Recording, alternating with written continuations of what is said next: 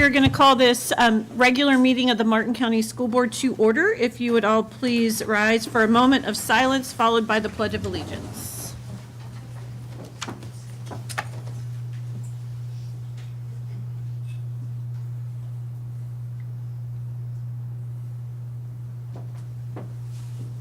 I pledge allegiance to the flag of the United States of America and to the republic for which it stands, one nation, under God, indivisible, with liberty and justice for all.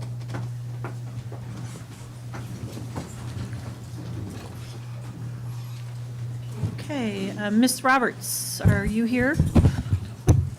Yes, I'm here. Mr. DiTerlizzi? I'm here too. Mr. Anderson? Here. Ms. Steffenthaler? Present. Okay, so can I get a motion to approve the agenda with the following items added: 4.09, 14.02, and 14.03.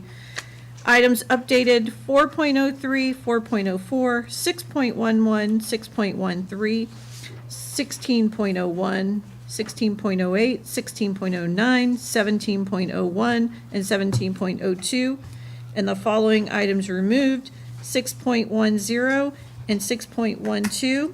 And the following items pulled for discussion from the consent agenda: 4.02, 4.08, 5.03, 8.03, and 8.04. Are there any other pulls from the consent agenda for discussion? Madam Chair, move approval of the items as listed that you noted, all the way through the agenda.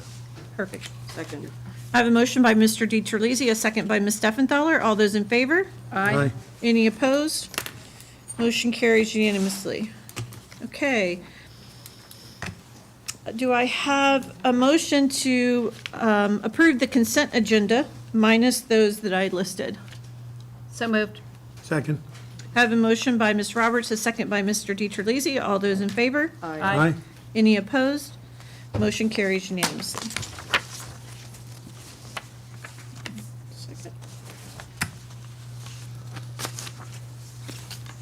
Okay, so we'll go right to district presentations. And we have the Environmental Studies Center. Ms. Gaynor, were you not ready yet?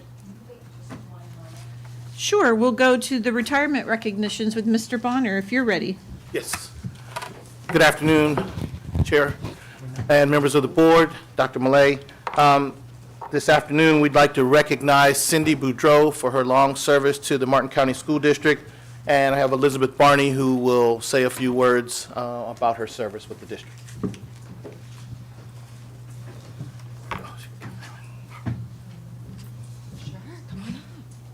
Stand on up. Why not? Why not? I want to thank you all for letting me have this opportunity to recognize such a fabulous speech-language pathologist as she enters into retirement. Cindy Boudreau has been with the district since 1995 and has worked, as she so delicately puts it, any school they sent me to. You see, that's Cindy. She's always there to pick up where others left off, and she's always making sure that students get all that they need to engage in their learning. As SLPs, we aren't like our other coworkers. We don't often get lucky enough to be allocated to just one school, let alone return to that school for multiple years. So to those on the outside, it might appear that we SLPs aren't allowed the opportunity to build the same relationships that others have and feel that same belonging as our coworkers in the school site. Sometimes that does feel true for that, especially for people like Cindy, who has worked at any school they sent me. But I'm here to say that it's because of Cindy's flexibility and a dedication to all of her students at all of her school sites that Cindy will be missed. It's because of Cindy's ability to build relationships that leave her mark on all the teams that she's been on that she will be missed. And it's because of Cindy's unwavering commitment to delivering exceptional therapy that Cindy will be missed. Cindy, you'll always be a part of Martin County family, and I can tell you 100% you're going to be missed. Thank you. But we wish you nothing but happiness and laughter and celebration in your retirement and many, many years of happiness. Thank you. Congratulations.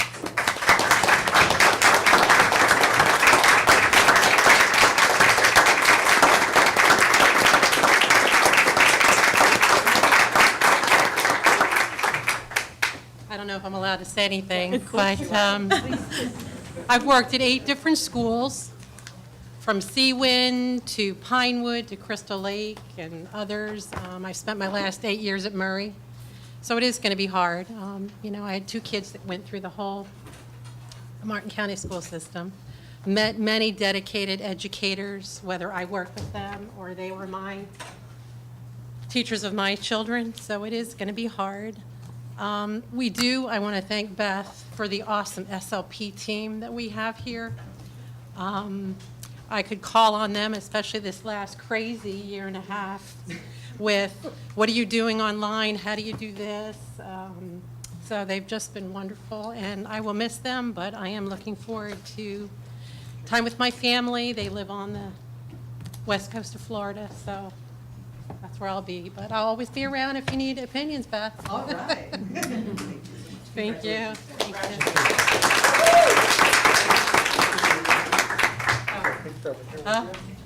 Excuse me, board members, I don't know if you all know that this is Elizabeth Barney. And Elizabeth Barney is our lead speech and language pathologist. She's a program specialist, so she takes the whole team of approximately 40 speech and language pathologists, and she assigns them and trains them and gives them support and services. So without her, we would not even have a phenomenal team that we have in the district. And I think when I started in the district, there were 12 of us. So, yeah.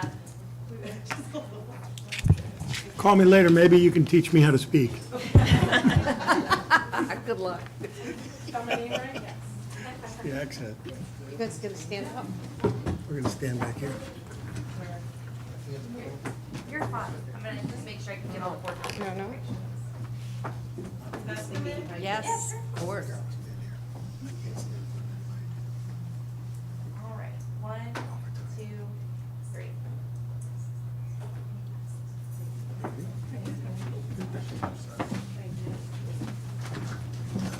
Thank you.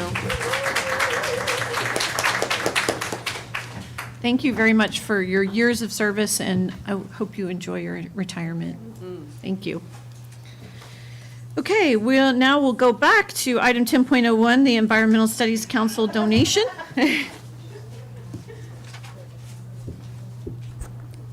The check was so heavy, and had a hard time getting here. So, good evening, Dr. Millay and distinguished board members. I'm super excited to be here. And if you haven't seen on Facebook or seen on any of our other social media, the Environmental Studies Center has been seeing our Title I kids for the last week and a half, and we still have some more to go. So tomorrow we get to see Warfield, and we're super excited. But we couldn't do that without the help of the Environmental Studies Center Council, who provides us with a large sum of money every year for one of our teachers, and we do appreciate that. They also help with our critter feeding and many other pieces of little things that we need throughout the year. If we need a picnic table or something like that, it's been amazing this year. Every single time I've come to them, they've been super positive, and we will help you in any way we can. So I will let Kara Munzia introduce herself and go present the check. Hello, I'm Kara Muzia, current president of the Environmental Studies Council, and we are so happy to be able to support the council for the last, I think, 30 plus years. The center is a super important part of Martin County School District, and we're very happy to be able to continue our support with it. So, I know I was late, so without further ado, here's our giant check. There's a smaller version, too, that you can actually cash. Okay. I don't know how to do this. I hand it to you, hand it to Dr. Millay.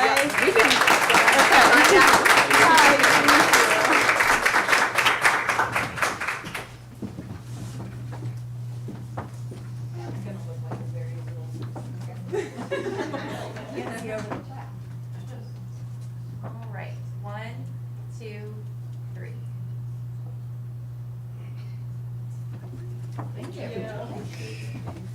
Thank you.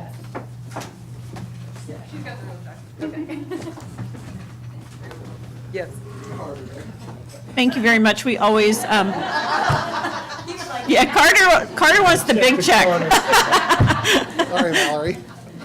So we thank you very much for all that you all do. As a former Environmental Studies Center council member. I know all the work that you all do to support the Environmental Studies Center, and you have a great leader in Ms. Gaynor, and we're so excited to open back up and welcome children back to the center. So thank you for all you all do.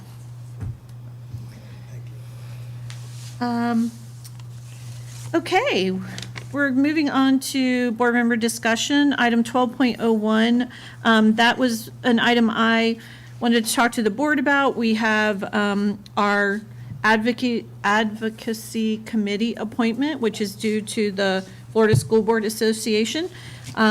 Ms. Roberts has served in that role this past year, and we have to nominate a new person and send that up to FSBA. So I would like to nominate Ms. Roberts. I think you've done a stellar job. The amount of information that we get, if we can't attend those meetings, it's like I'm sitting in the meeting. So I would like to, I'd like to nominate Ms. Roberts to continue in that capacity, and if there's a volunteer who would like to be, or any other nominations. I second that. Can I do that? Yeah, and would anybody like to be the alternate? I'm not sure who was the alternate. It might have been me, but I really didn't have to do anything because Ms. Roberts did it Be all. the alternate again. All right. You did I'll be a good the job. alternate, all right. So is there consensus that Ms. Roberts will represent us as our advocacy committee, and I will be a backup in case she needs it? Perfect. All right, we'll send that up. Diane, if you could let FSBA know. Thank you all for your confidence in my ability. Well, we to- appreciate all the detail that you give us, so I know I do. Okay, 12.02, the Boundary Advisory Committee. We have Dr. Featherstone. Mr. DiTerlizzi is our committee person. So if you want to introduce anything. Thank you. Well, we did have a meeting recently, maybe a couple of weeks ago, and there were lots of scenarios. We actually had some discussion about one of the scenarios, Anderson Middle School, and we had lots of discussion about lots of minor boundary changes, which I believe the board requested come back, and Ms. Featherstone is on that committee representing staff amongst the other staff, and she'd probably like to go ahead and bring us all up to date. Good evening, Madam Chair, members of the board, Dr. Millay. As you see on agenda item 1202, within the requirements of our policy, we need to select appointees from each board member, and you each get one board member has one appointee that you will select. Our superintendent will have two parents who have students in the district and two additional appointees that they will select. I plan to, at your direction, send a memo to each of the following: the County Commission, the City of Stewart, the Realtors Association, Taxpayers Association, and the Martin County Council of Chambers, as each of those will also have one appointee to serve on this committee. The committee will actually review a lot of the data that we've already pulled. I shared that with you at the last workshop, so that information will be updated as we move forward in this. My goal would be that the board members would provide your appointees, your nomination for your appointee at our July meeting, and that way I can send an official welcome to the team and start the process in August. They will be the members of the committee that will make recommendations to you, the board members. I also included a timeline that was a recommended timeline that you can see that's also linked to the agenda item. Do you have any questions that I could answer? I'm overjoyed and excited about this opportunity. So, oh, go ahead. So I did have one question. Yes, It ma'am. was what time of day would those, do we know what time of day that committee would be meeting? Because I know that makes a difference for, Most likely, it'll be like at 4:30, 5 o'clock to meet the needs of the community, because they're the ones that are the committee. We will be there as a support service to the members of this committee. okay. And then also, can you send us the email that you're sending out to all the, Yes, ma'am, so that way we can forward that to our potential appointees as well? of course. Okay, Perfect. All right, Thank you. thank you. Thank you. Okay, item 12.03, that was mine. I had spoken to the superintendent, and I don't know if Dr. Malay, if you had a chance to talk to the board members about this, or you kind of want to go over the issue with the cell tower that's on our property at South Fork High School. Sure. I believe I may have spoken with some of them independently. I can't remember all of that, but the crux of it is, I forwarded you all an email from Ms. Taryn Krista. One of your all's pieces of property is a cell tower on the back pointed corner of South Fork High School property. And we no longer use that facility, that piece, that tower. They've requested to use it. It's going to take about $50,000 to update. They've offered to do that. So my thought was to share that with you, and that we would there was a few pointed questions or maybe some concerns that if we were to allow them to take possession or lease, that we would let the board attorney, I would work with him on options that we would have and bring that right back to you.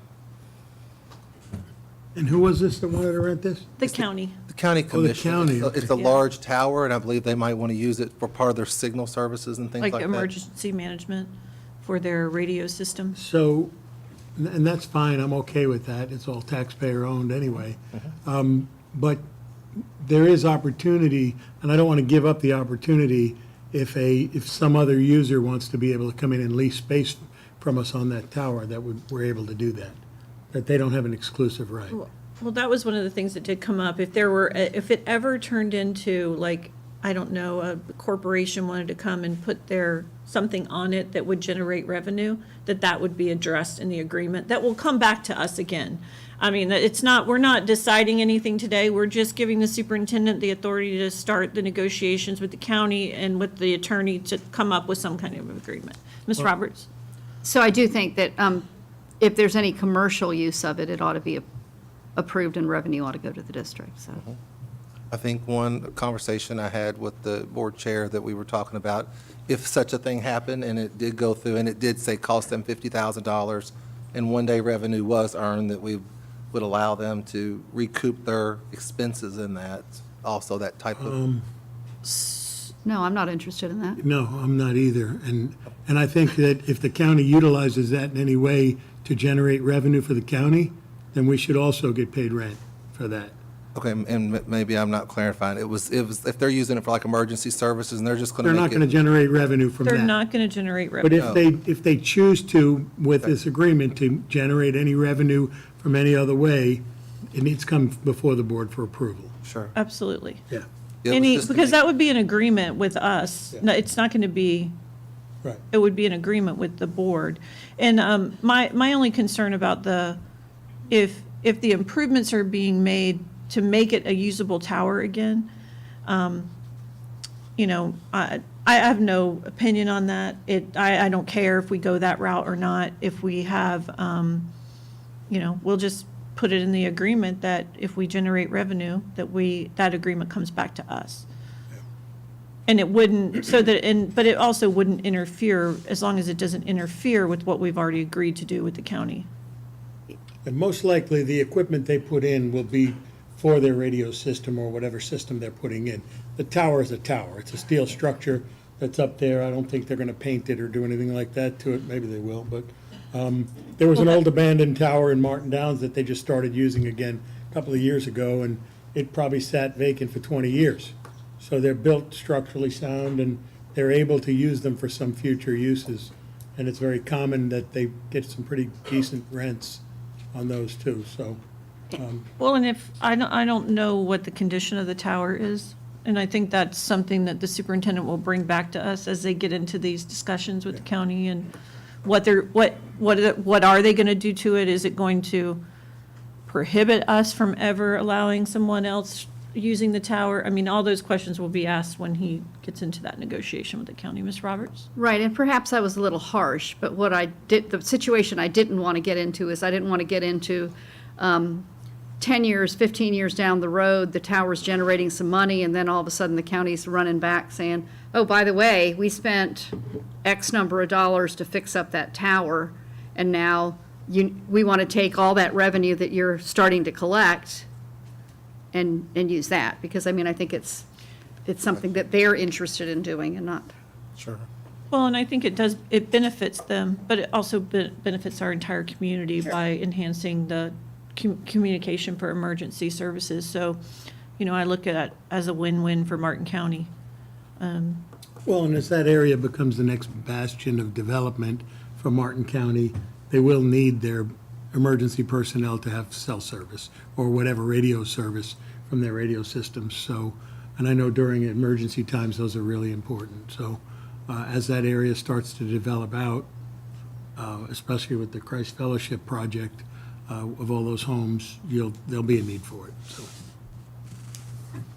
So is there consensus to let the superintendent start the conversations with the county and bring that back whenever an agreement is in place? Yes. Thank you. Okay. Information-only reports. Are there any questions? I know, Ms. Roberts, you have a question on 13.08. Do you want to ask that first, or do you want? Doesn't matter. Yeah, why don't we go ahead and get that out of the way? Okay, and this is mainly for Dr. Featherstone. This has to do with Treasure Coast Classical Academy's budget that they submitted, the 2022 budget. The 2022 budget is showing debt service for next year projected at $1.6 million. Their budget for this year for debt service was $1 million, and their actual year-to-date, April 30th, is $1.8 million. So if you could just ask them, that just seems, the 1 million to 1.8 seems like a huge jump from a budget standpoint, so you can just ask them for some clarification. Thank you. Perfect. Okay, Mr. George, you had something you wanted to talk about scheduling a shade meeting. At the last meeting, the board made the decision to move to Apogee and the district had previously given a 30 days notice and terminated Blackboard. Blackboard has come back and claimed that the district should owe the entire 3 years. It's an opinion that I disagree with. They have put forward potential alternate resolutions. For me to be able to go any further in those discussions, we need to have a shade meeting. Basically, that's the meeting where we start and recess and have a discussion so I know what my authority is in the direction of the board. The next meeting that is currently scheduled would be July 20th. And so I'm just making the request of the board so that I can have authority to know what how the board wants me to respond to them. Okay, so we will schedule a shade meeting for, at the end of the July 20th, kind of towards the end of that meeting, and we'll adjourn and then reconvene. If we could do a time certain just for the court reporter? Okay. How long do you think it will take, Mr. George? I would estimate 30 minutes, Okay. recognizing if you all get creative, that I could be wrong on that.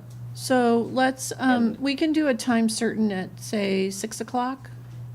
And that way we'll get through public comment. If you could brief all the board members on this item before that meeting, that's always helpful. And Madam Chair, the alternate is to schedule a meeting, but the meeting itself right now would have no agenda other than to recess into the shade meeting. Well, I know we have a workshop, but we could have a special meeting if we need to do it before that. We have a workshop scheduled in July. That's up to the board, and timing-wise, what our timing is to get this resolved. Yeah, there is a budget workshop next week. I don't know if you want to involve that. And then we were going to talk about the July workshop, which is usually the first Tuesday of the month. But I thought that we had moved it to the second Tuesday, so that's something else to clarify tonight, too. Okay. But so if you want to do it shade either one of those. I'm happy with the July 20th. I mean, they're the ones looking for, it's not like we're looking. Yeah.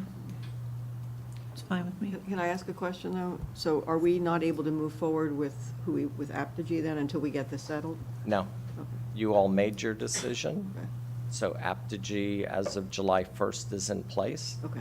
And this is Blackboard raising their legal position compared to the position of the district. The district's legal position was also vetted by me, and that's where, in the dispute resolution process, I just need authority in your directions. Okay, so I'm okay with July 20th, too. Okay, perfect. Okay, so we'll schedule that for time certain, 6 o'clock. Okay. Okay, the superintendent update. Skipped 1 and 2. We're going to go back and do the district and the legislative. As she's, Oh, I'm sorry, did I skip the district? I'm so sorry. We can do yours first. you can go. Sorry. Whatever your that's number pleasure one. is. Here, I'm pulling. I'm just moving down the list. I should probably highlight the ones that are actually going to be a presentation so I don't forget them every single time. I'll begin while she's pulling that up. The last couple of days we've spent as a district leadership team, so all of our coordinators, directors on up at the central office have spent 2 days learning and growing. We've been working on, talking about what our vision and mission means and what that means to all of our departments and us as a district. We've been talking about our success plan, our goals, core values, reviewing those types of philosophies. The afternoons we focused on, in the afternoons we had our principals, and they had their instructional leadership teams, and we were talking about the new reading series that you've invested in for us. So we've covered every area. Then we talked about how that would hit assessment, but they brought the samples in, and we're just having conversations for a couple days, just kind of immersing what teachers are going to be seeing so the principals are prepared. So that's been a busy 2 days. I want to thank all the staff that have helped plan. Heather Paget and her team, Dr. Featherstone, Dr. Miller, they've been instrumental to that. So then we'll kick off here. Just a couple updates. I've met with Taryn Krizda, the county administrator. I went out to the Emergency Operations Center. We're discussing the hurricane preparedness, which all of you all know, but that's new to me here. I have dealt more with ice and tornadoes.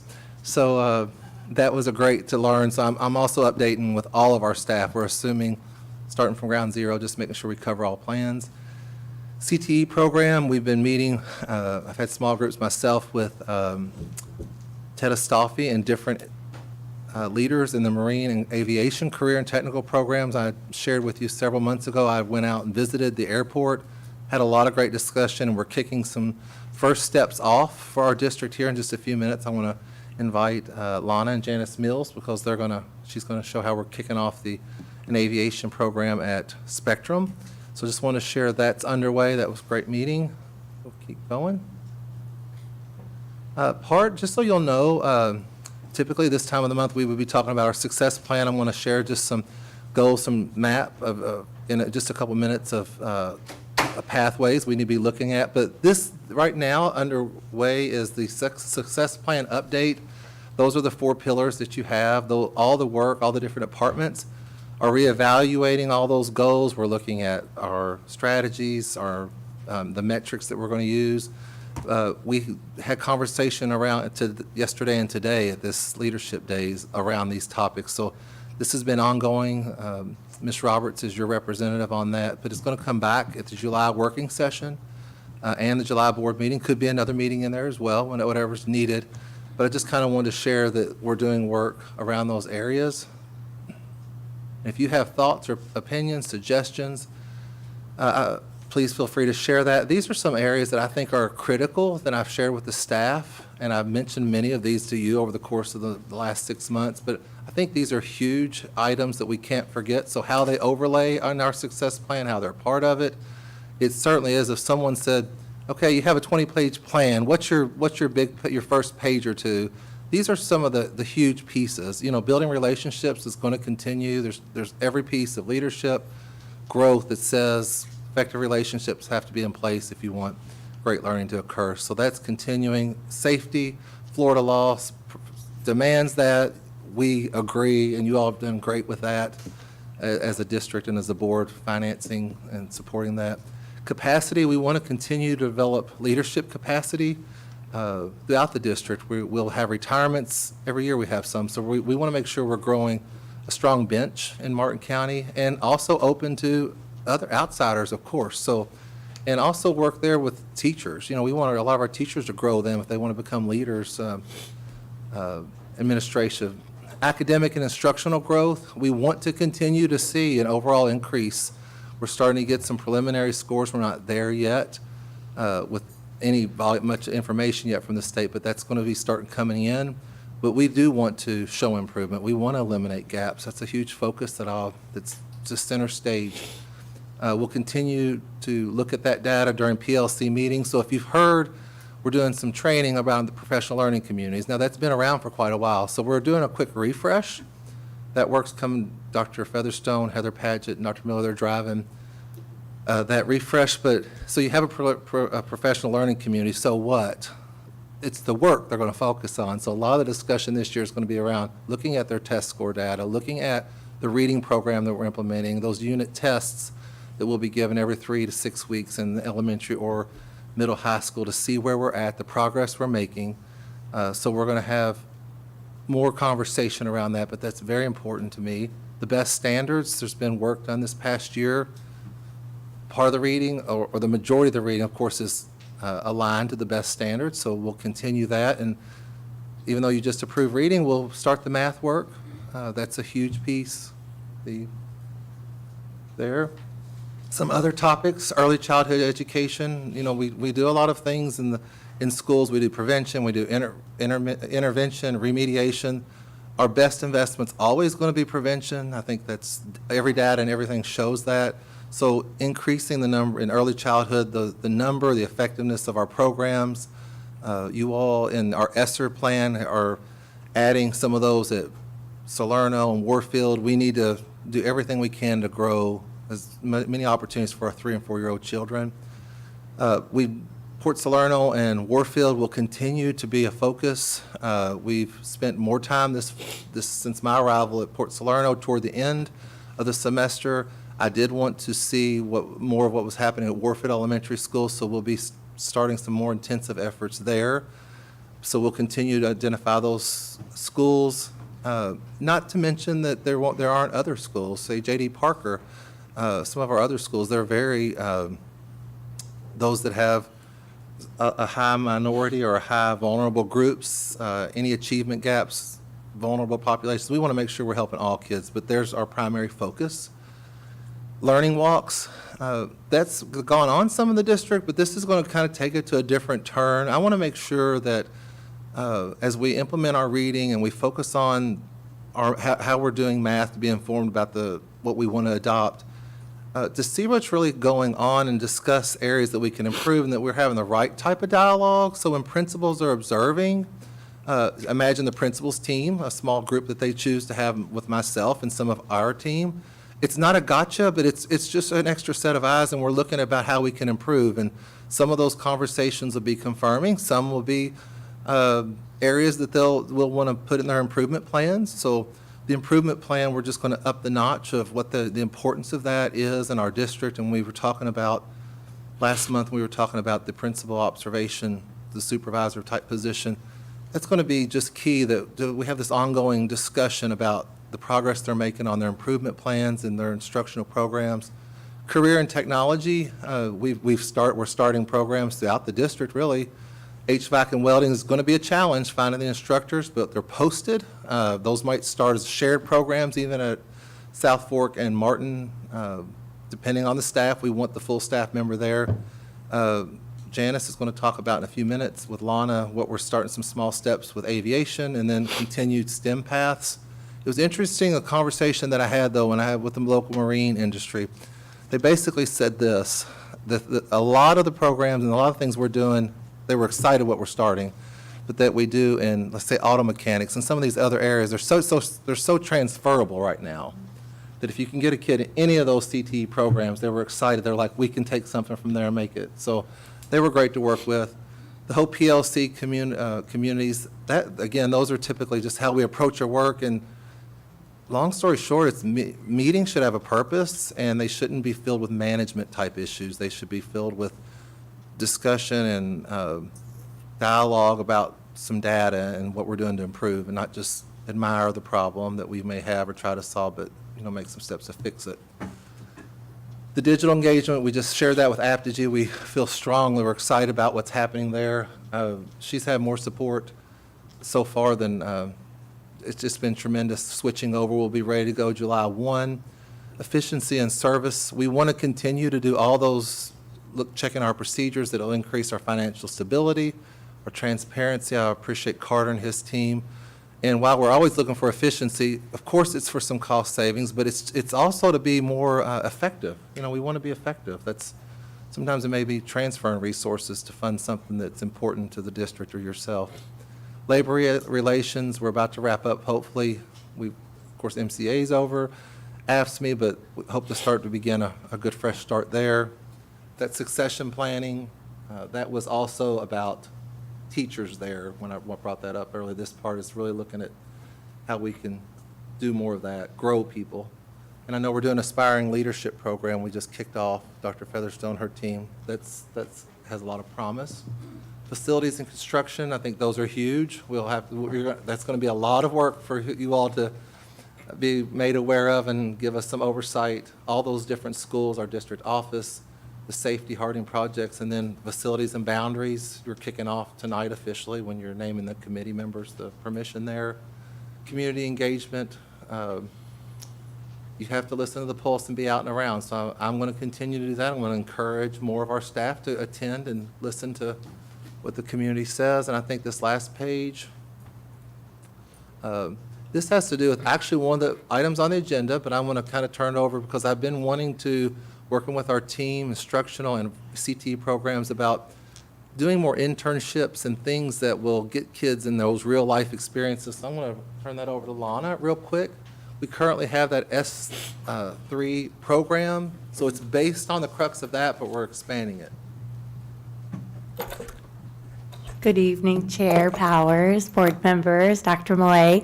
So yes, we have this on the board agenda for approval where our goal is to expand the student technician program. So currently our student technician program is really about computer technicians. So the students work with hardware and software.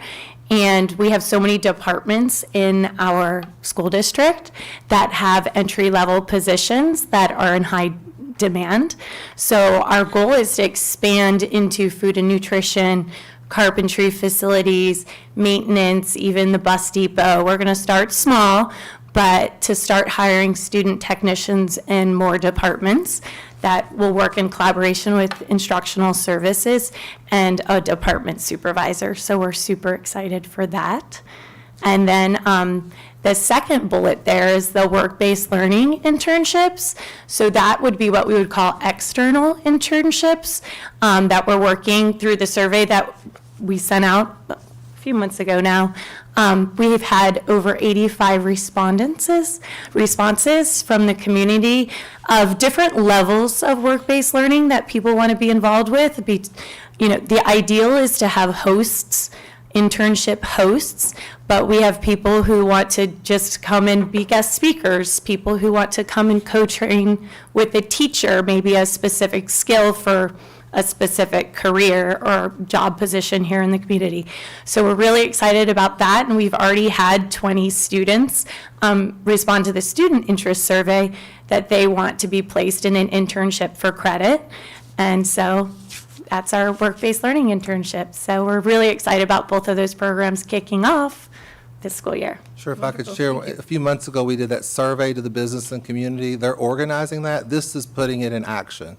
It's building, it's not a one-time done, it's building the database, and this is how we start connecting. So it's starting small, and we hope to grow it really effective. Thank you. Thank you. Lana. Then finally, Janice Mills, the next slide here. On the horizon, she's going to brief you for a couple minutes on what we're doing there. And there's a pink sheet in front of you that we've prepared to give you the heads up on that. Good evening, distinguished board members, Superintendent Millay. We're super excited to move forward with this. Unbeknownst to me, I did not realize like the work that Dr. Millay and Tracy were kind of doing in the background. I had, when the state of Florida started with a new diploma track, a CTE, 18-credit CTE diploma track, as those of you that know me, my brain started going like, how can we get these kids to have 18 credits, at-risk youth, and some type of skilled certification?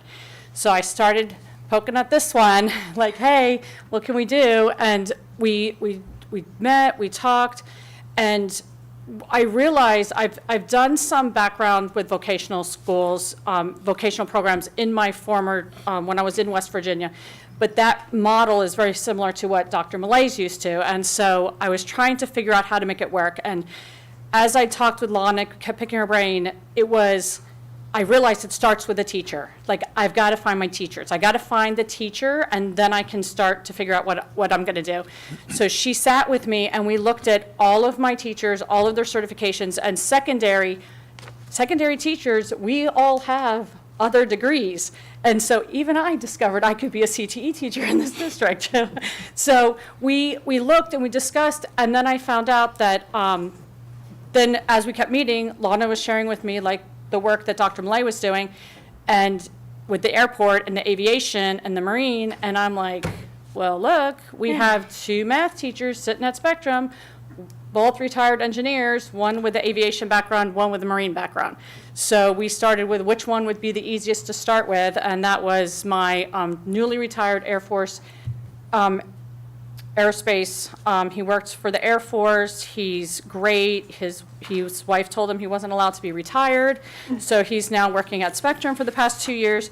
And so Lana and I met with Mr. Talbot, and we talked about what we could do and what he felt comfortable teaching. And as we met and showed all the programs, and then Lana researched all the programs within the state of Florida, what the different schools, high schools were offering, we realized that the Aerospace Technology, and I believe you have it all in front of you, it laid out, that at Spectrum, we could do this. We could start in baby steps doing Aerospace Tech 1, starting in August. And what was really exciting is the work-based internship that Lana was just speaking about, that through Triumph, correct? Probably. We'll see. So that is actually the first step. The first step is the need in the community. Correct. So that's what was established. There was a need for this labor market, this pipeline, right? So then we had the teachers. So then we came into the program. So yes, this next year we'll do the first course.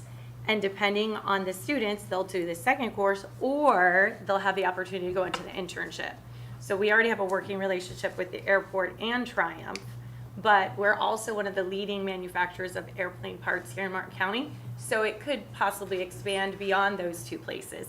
But those are our first, most likely partnerships. So that would be the following year. Right, and we're very excited. We have been working the master schedule, trying to figure out, and as you know, that we co-enroll students with the other high schools. So we're trying to, on the schedule, offer it 5th and 6th periods so that the students can be at their comprehensive high schools for their academics and co-enroll for the CTE program at Spectrum. In the past, we've kind of done it the opposite. The kids come to Spectrum for their academics and co-enroll at the comprehensive high school for their CTE program. So this is nice that we're going to be able to offer both models. So we're excited about moving forward. And you can see that each one of the courses is an honors course, and it's an equally rigorous science. So it's equivalent to a science credit for graduation requirements. And the teacher will be certified in one of these choices for industry certifications. So our goal is to certify after level 1. So the students would be equipped to join the workforce with that certification, and of course the FTE bonus funds too. And then of course, as they continue, we'll hopefully add a second certification, so they'll dual certify before they graduate. Is there any questions? Ms. Roberts? So I don't know if you all are aware, but Martin County, George Stokas has contacted you know about this, right? Maybe. Has contacted the Chamber of Commerce, Joe Catrabone, about internships that have to have a job tied to them, and they'll be paid internships with the money that's coming through the county, that they're planning on letting the chambers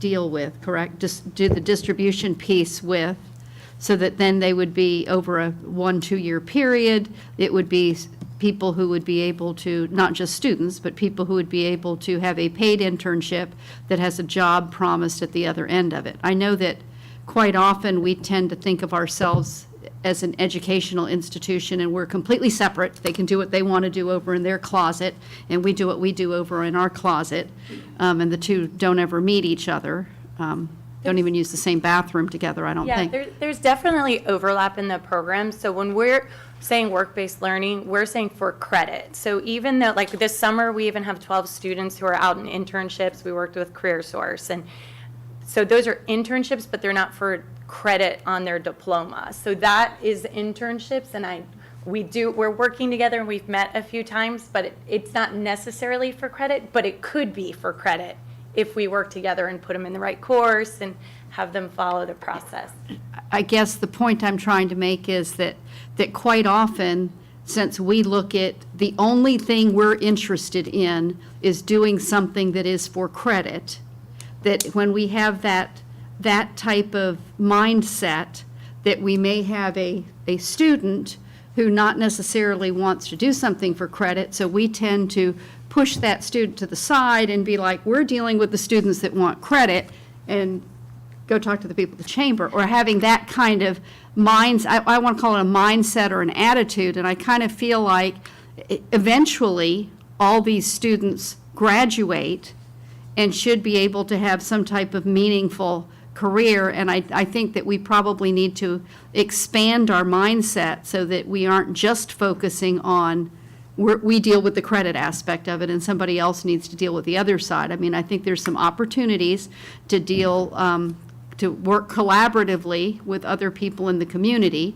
And I think in the past, we have developed that reputation of we're staying in our lane and you stay in your lane, and we never, you run out of gas in your lane, you're just out of gas, and you get a flat tire, you just got a flat tire, and we're not looking at, we're all travelers on the same highway trying to get to the same place. So I'm just trying to say it's that. definitely there. So another thing, it's just an offshoot of this. We've built out a parent-student page, and it's opportunities for students. So we have opportunities for students and opportunities for graduates, and we built that as that open place for internships that aren't necessarily for credit, but we have plenty of students who want to work an internship during the summer, after school, or it doesn't work with the school schedule. So we still want to support that through the work-based learning. It's not necessarily for credit, it's not necessarily CTE, but it's still valuable because working an internship and getting that experience is something that we want for all our students. So.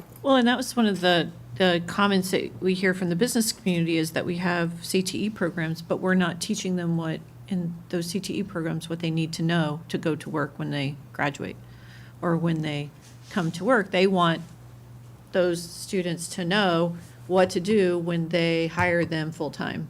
They want to have taught them already through the educational process, and then when they graduate from high school, they're ready and know what they're doing to go to work. And that's one of the most exciting pieces of the Aerospace Technology program is so we've built the program in all of these changes, even with the reauthorization of Perkins 5. And so that is one of the most important components is bringing industry to the table and saying, what do you want to build this pipeline? And that's what we're designing here is truly a pipeline for these students to be equipped through conversations with the airport, George Stokes, and that community, aviation community, of how can we get these students prepared so when the day they graduate, they are prepared to work with the skills needed to retain their positions that they get. Right, and I don't want to, please don't misunderstand that I wasn't trying to be Nancy negative. I do appreciate this, and I think that there's a lot of, I know that Galaxy was recently sold, one of the FBOs out there. I know that the job expansion that's been out there on the airport property has been tremendous, so there is a lot of opportunity there. And I guess my point that I was trying to make is as we move forward with things like this, that if we could try to look outside of our own little silo and perhaps look around us and embrace that, we would That's probably. going to be a huge part of all those internships too. the part we're sharing, that's where we need kids, whether they're paid or not paid. They Yeah. can go in areas they like, get experience. So I'm very open. The door's wide open now. So. Right. So I'm trusting that maybe a lot of what's been said, it's, I guess it's been true, but we've turned the page now, and that was in the past, and we're now in the present. So that's what all of this collaboration is all about. So we're moving on, and I'm really, I feel upbeat that we're gonna address all of that, and this is what this is all about. So there's gonna be something for everyone, because our motto is educating all students for success. So that's what we're gonna do. Thank you. It is super Thank you all exciting. very much. Thank you guys very much. Thank you. Okay, Ms. DeShazo. For the district update.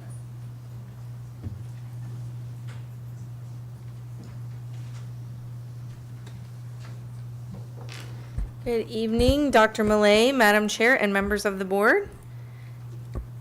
We're talking about some new opportunities for students, Dr. Millay and Mrs. Barros and Mrs. Mills, and that's kind of what the district update is about. We've had so many opportunities for our students and staff to benefit from programs and take advantage of things.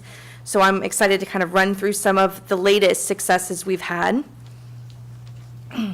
Warfield Elementary School has been named one of just 205 schools across the country to receive a grant through the Laura Bush Foundation for America's Libraries. The foundation awarded more than $1 million in library grants this year, 5,000 of which will be allocated to Warfield. Grant recipients' library collections are outdated, averaging approximately 20 years old, and many of the libraries selected to receive the funds will use them to update their collections, offering more dual language titles and providing books focused on diversity and inclusivity. At Warfield, we are proud of our culturally and linguistically diverse student population, Principal Smith shared. Having a variety of books that are representative of all students helps children to see themselves in literature and is critical to increasing their sense of pride in who they are. This grant will allow us to purchase fiction and nonfiction books written in both English and Spanish, reflecting our students' cultural and linguistic heritage. So we're very excited for Warfield and the grant that they received from the Laura Bush Foundation. Warfield's on a roll. Thanks to a $10,000 grant from the Pew Education Fund and the school's matching of grant dollars using Title I funds, Warfield Elementary students are well on their way to a summer of getting lost in great books. So let's hear from students and staff. I'm Liz Quirantes. And I'm Jim Grimes. Well, the countdown to summer vacation has already begun for a lot of students. The last day of school in Martin County is tomorrow. But before kids head to the beach or to the park, the school district is setting them up for summer success with a new reading program to keep them engaged with learning and avoid the summer slide. CBS 12 News Treasure Coast reporter Denise Sawyer has more. Walking into this cafeteria, it smells like chicken nuggets are for lunch. But here at Warfield Elementary School, there's a new addition to the menu. Stacked up on these tables is a buffet of books, sure to satisfy even the hungriest imagination. Diary of a Pug, Unicorn Diaries, and Owl Diaries. You know, all of the hard-hitting stuff. Well, I just love reading books. I was mostly excited because we're counting down the days to come here. These kids have had a challenging school year, from mask wearing to remote learning. Take it from an 8-year-old who knows. In remote, it's kind of more complicated because you might not have all the stuff yet. Now that kids are back on campus, it's time to catch up. So the Martin County School District is kicking off its summer reading program to keep kids from falling even further into the COVID slide, a term used to describe the drop in student performance during the pandemic. It has been a challenge because we actually started the year with half our population on remote learning. We have about almost 800 students because we knew if they weren't here physically in the building, they wouldn't be doing their very best learning because it's hard at home, you know. Today, students stuffed all kinds of books into their backpacks. Then over the summer, they can trade them in for new ones at swapping stations throughout Indiantown. We have it at some laundromats, and then I even drive my own car with boxes of books to one of our further away communities, and I meet them in the park, and then students can swap books. The idea is to get students reading and talking about what they read with other kids or family members. I like reading nonfiction to read it and finish it during the summer. 5 chapter books and 5 comic books. We, as a community, though, have done a lot to make sure that we rally and give our kids everything they need to be able to catch up from that COVID slide. And by the looks of it, they're off to a good start. My brother or my mom or dad or like my auntie, anyone can read a book to me and then I can read a book to them and then we read it together. Denise Sawyer, CBS 12 News. Another cause to celebrate. Many of our schools were recently honored by Florida Atlantic University's Pine Jog Environmental Education Center for their efforts to go green this past school year. The Green Schools Recognition Program recognizes schools that have taken a holistic and innovative approach to greening their campuses and academic programs. Their efforts include school grounds enhancement, resource conservation, environmental curriculum connections, community involvement, and a school-wide commitment to sustainability. So congratulations to our Green Schools of Promise, which are the Hope Center for Autism, Riverbend Academy, South Fork High School, our Green Schools of Quality, which are Crystal Lake Elementary, Jensen Beach High, Port Salerno Elementary, and Seawind Elementary, and our Green Schools of Excellence, Felix A. Williams Elementary, Hobe Sound Elementary, J.D. Parker Elementary, Jensen Beach Elementary, Palm City Elementary, Pinewood Elementary, and Warfield Elementary. And 3 of our schools also were awarded mini grants through the program. The Hope Center for Autism won a $250 award from the Loggerhead Marine Life Center for their Waves of Hope project. J.D. Parker Elementary won a $250 award from the Florida Federation of Garden Clubs District 10 for their Greening School Grounds project. And Port Salerno Elementary won a $500 award from Florida Power and Light for their Solar Learning Sustainable Champions Choice Energy Conservation Project. So congratulations to all of those schools.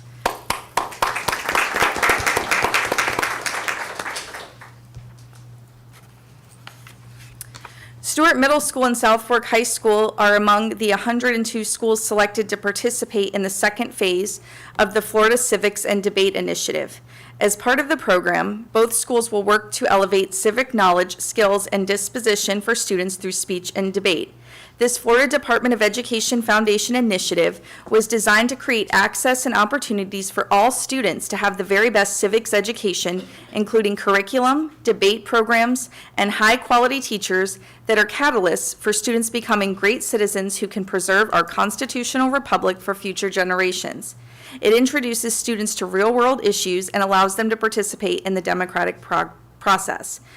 As our school district is widely recognized as a trailblazer for civics education, we envision that the Florida Civics and Debate Initiative will complement the many successful programs we already have in place, including our flagship youth and government partnership with the YMCA of the Treasure Coast. So congratulations to Stewart Middle and South Fork High for being selected to be part of this initiative.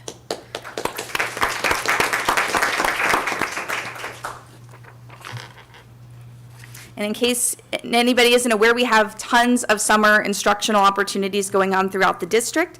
And I just wanted to take a moment to show you all how the first day of summer learning went for Palm City United, which is the catchy and collective nickname that refers to summer programs operated by Bessie Creek, Citrus Grove, and Palm City Elementary Schools. Today was the first day of summer school over in Martin County. There's record enrollment due to the COVID slide. Our Treasure Coast reporter Denise Sawyer picks up the story there.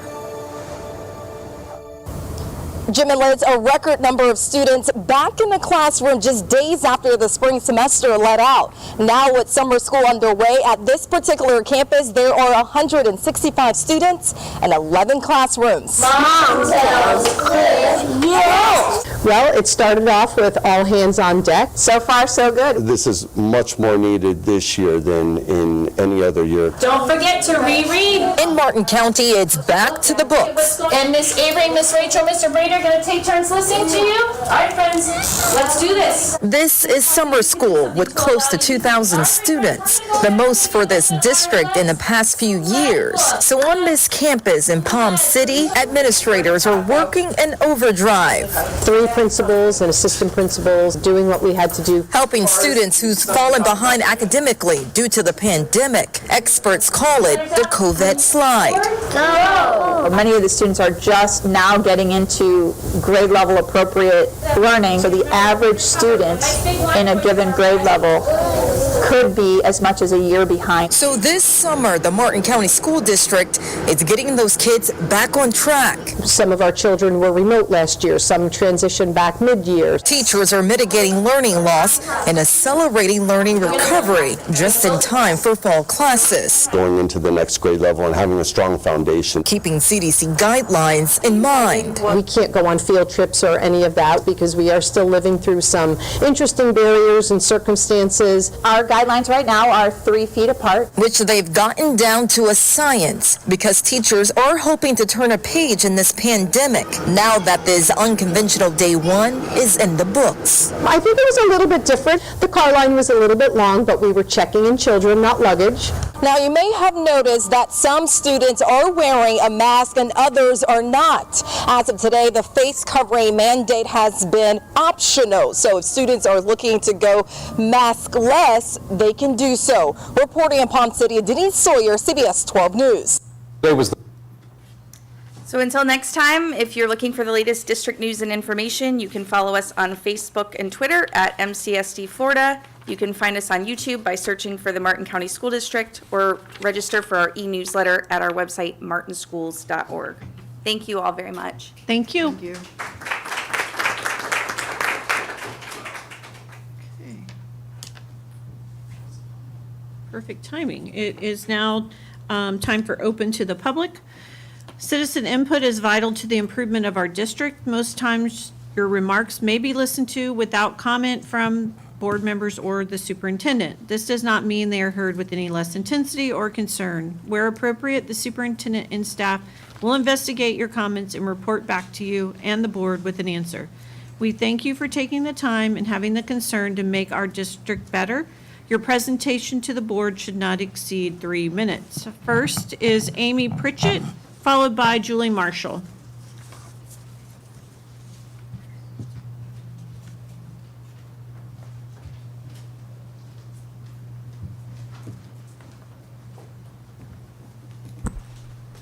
Good afternoon. It's nice to see all of your faces. Critical race theory, CRT, has been banned in Florida school systems by Governor DeSantis. Its insidious twin, diversity, equity, and inclusion, or DEI, is slowly seeping into the Martin County School District.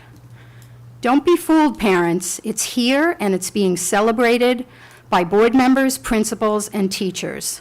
One board member publicly lauded their coursework at USF with a principal from South Fork High School in DEI. What is going on here? Let me be clear, parents. Do your homework, read the books that your children are using in the classroom. Don't take a teacher's word for it any longer. They are teaching our children how to hate their classmates. The pride and love of country is being devoured by this evil agenda, and the only way to stop it is to call it out. I think a better acronym is IED, Improvised Explosive Devices, which are created with whatever is available to destroy and incapacitate. CRT and DEI equals IED. Call it what it is. If your children are being asked what is their pronoun, call it out. If your child is being asked what their white privilege is, call it out. If your child is being taught that their hard work has to be shared so someone else can get a better grade, call it out. If your student knows their teacher's political affiliation, call it out.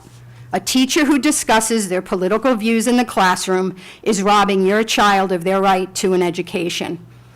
Don't allow this district to indoctrinate our children any longer. If our revelations of what is going on infuriate you, do something. Find a school that teaches the history that happened, the math that is real, the proven science, not the improvised explosive devices that are being wielded by this school district. Looking at the Florida State School Report, enrollment is declining. Monies dedicated to teaching children are being used to indoctrinate our students.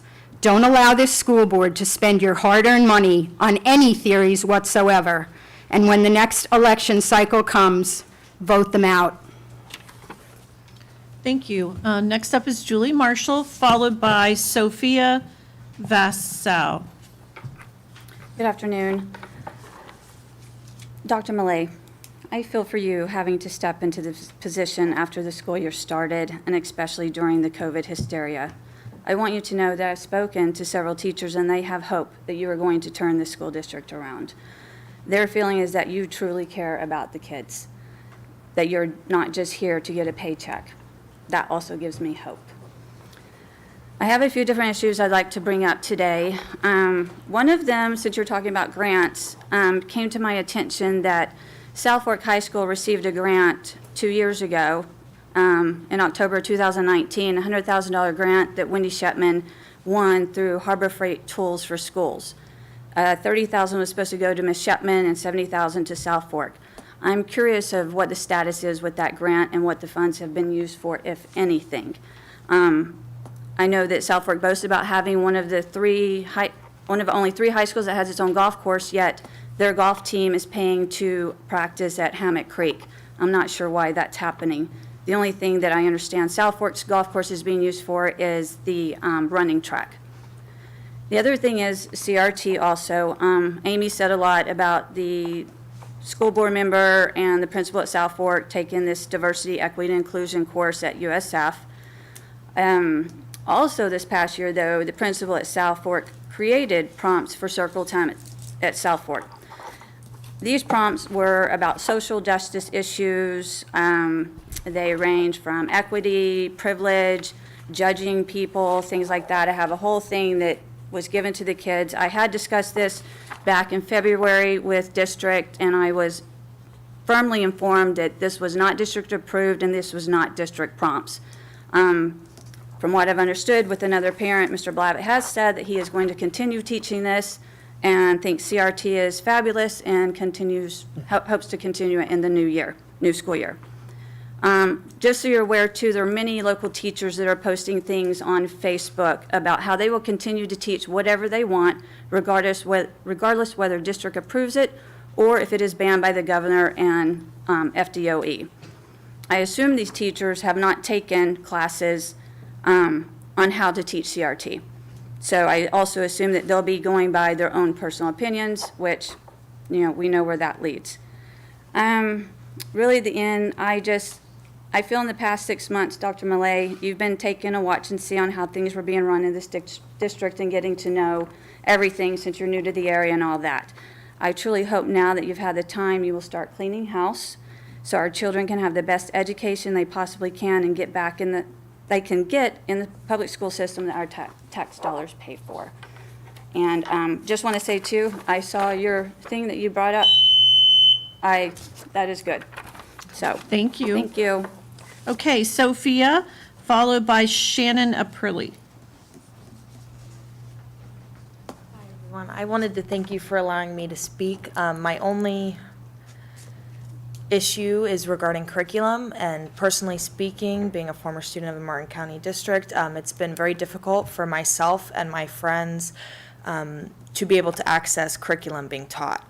It's been difficult for my family members through all of my years of school. They have not had easy access to our curriculum on a website or through paper or through documentation. Teachers haven't been giving that out. And I think that is especially important now regarding talk about changing biology curriculum and trying to start new forms of biology, taking out sexes or gender or something regarding those lines. I've seen a lot of that around the district, and I think that it needs to happen where parents are able to access curriculum if it is changing drastically like that. It needs to have a system in place where parents need to either give consent or they need to be able to see the whole year's curriculum if there are changes regarding that kind of change with science. Science shouldn't be changed, but understandable with our social affiliations right now. So that is my only comment, just easier access for curriculum and being able to give consent and have consent regarding changing core subjects. So, thank you. Thank you. Shannon, followed by Ginny Start. Good evening, school board members and Dr. Millay. My name is Shannon Aprilli, and I'm here today to speak on critical race theory, or diversity, equity, and inclusion, as it is also known. I've been around long enough to have learned a lesson. Just because you say something isn't happening doesn't make it so. As we learned with Common Core math, what a joke that was and is. I'm wondering how that training went with one of our school board members and the South Fork principal through the course they took online at USF. I'm here today to remind you that it will be met with pushback. There is an uproar all around the country. CRT and DEI is a racist, Marxist agenda being used as a tool to divide America, and it is based on a lie. Liberal indoctrination has been happening for a very long time, but what we're seeing now is the radical Marxist left taking over our education system and curriculums. Socialist policies are now being implemented in our public schools.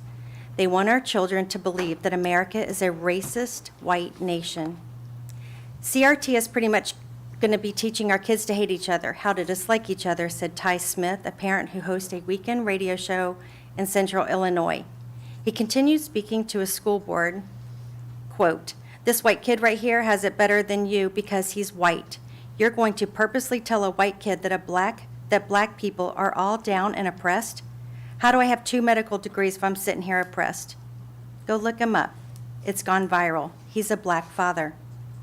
Don't even celebrate Martin Luther King Jr. and take us back 60 years if you teach that it's the color of your skin that has kept you down and not the content of your character." What a slap in the face that would be to him. Stop making race an issue, period. Instead, let's continue to teach being kind and love everyone of every color. Why is that so hard to understand?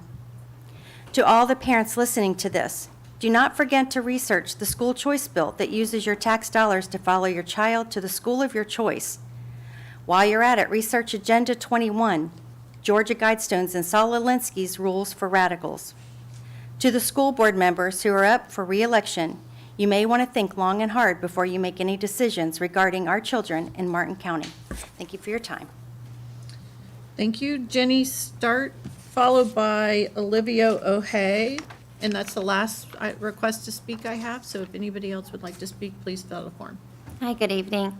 So as it's been mentioned now by a few other people about the social justice training that took place on February 2nd, 9th, 18th, and 23rd of 2021, and I'm wondering if the board can let us know how we can get a copy of that training that one of the principals in this county took, and so did teachers. We don't consent to our children being pressured to take experimental drugs that have severe side effects in children. The virus is not something to fear in our children. It is not children's responsibility to protect adults. Adults are to protect themselves, and parents are to protect their children. Most parents don't want their children to become part of an experimental project in order to have to not wear a face mask or attend a public school. Maybe the board can clarify some rumors at some point later this evening. The rumors are, one, that are being passed around is, are you planning on having mandatory COVID testing for all children during the school year? Are you planning on separation of masked children versus non-masked children? Are you planning on separation of children who have been shown proof of vaccination versus those who have chose not to participate in an experimental, non-FDA approved? So I know last time we've come here, we've asked questions, we go home, we watch online, and we don't have any answers. It's like we've never even come. But people are, in this county, talking a lot about school board and school board decisions, and I think it's good that people are wanting to get involved. I stand behind everything that people have asked. It's very hard to see the curriculum that has been passed. A lot of the curriculum seems to even be pornographic, and it's being taught at younger and younger ages. So I'm not in your guys' shoes. I've already explained, I think there's a lot of parents who will be happy to come run against you. But right now, we need to find out what is being taught to the people that we're trusting with the children, the principals, the school counselors, the teachers, and even the school board members. Thank you. Thank you. So before you leave, I just want to clarify those rumors are not true. All 3 of them are false. So it's false. The children will not be required to have any mandated testing for COVID. We have not, this board has not decided on any of that. Those are rumors and not true. We have not had any discussion about that. So it's not that it's not true, it's that you have not made a decision on that. It is not true. Those are rumors. Okay, So so if we when have will a you guys discuss- have that discussion? Okay, we're not going to do back and forth. I'm just telling you from your comment, it is not true. Those are rumors. They are not true. Okay, the rumor's not true, but the rumor discussion is hasn't not taken true. place. The rumor is not true. If we ever have a discussion about anything amongst ourselves, it will be at a public meeting. Okay, what about the mask versus non-mask? It is not true. All the rumors that you said are false. And when will we know clarification? There is no clarification. Those are rumors. No clarification. So thank you. Thank you. Olivia O'Hay. Hello. Thank you for letting me speak. I am a recent graduate of Southwark High School, and this past year has been one of the worst academically and just as a student. That as a senior year was not fun, but I wanted to talk about curriculum, COVID, and our principal. So it's come to my attention that we are no longer going to have a Miss and Mr. Southwark. We are now going to have Alpha Dog and Zeta Dog, which that is to accommodate certain students who do not identify with a certain gender. They go by non-binary or such, and I understand accommodating certain students. I do think that taking out Mr. and Mrs. Southwark is wrong, though, because I think so many students look forward to that title. And with doing Alpha Dog and Zeta Dog, we can do 2 girls, we can do 2 boys, we can do 2 non-binary students, and it ruins the whole SGA fun. As far as COVID goes, I wanted to ask you guys what your plans are with this next school year, and if we are going to do remote learning, and if we're going to do mask mandates and all of that. I apologize for not being informed on that, but as this past year has taken place, I urge you to not require any mandates. I think that would go against science, as the CDC has come to say that masks really haven't done anything, with the Fauci files being released, and that he knew that the masks never really did much unless they were the N95 masks. And then as far as curriculum goes, I think that we need to take politics out of it, because as a student who's gone to Martin County schools for my entire life, it's never been as bad as when I got to high school and middle school. It was always very clear to me where my teachers stood politically, and I think that that was always very wrong, because when I go to school, I don't want to learn about your social agenda. I want to learn about math and science and English, but not where you align politically. So I urge you to look into certain teachers and what they're teaching, and to allow teachers to come into their classrooms, because it's been very hard and difficult to access curriculum and to come to their students' classrooms. Thank you. Thank you.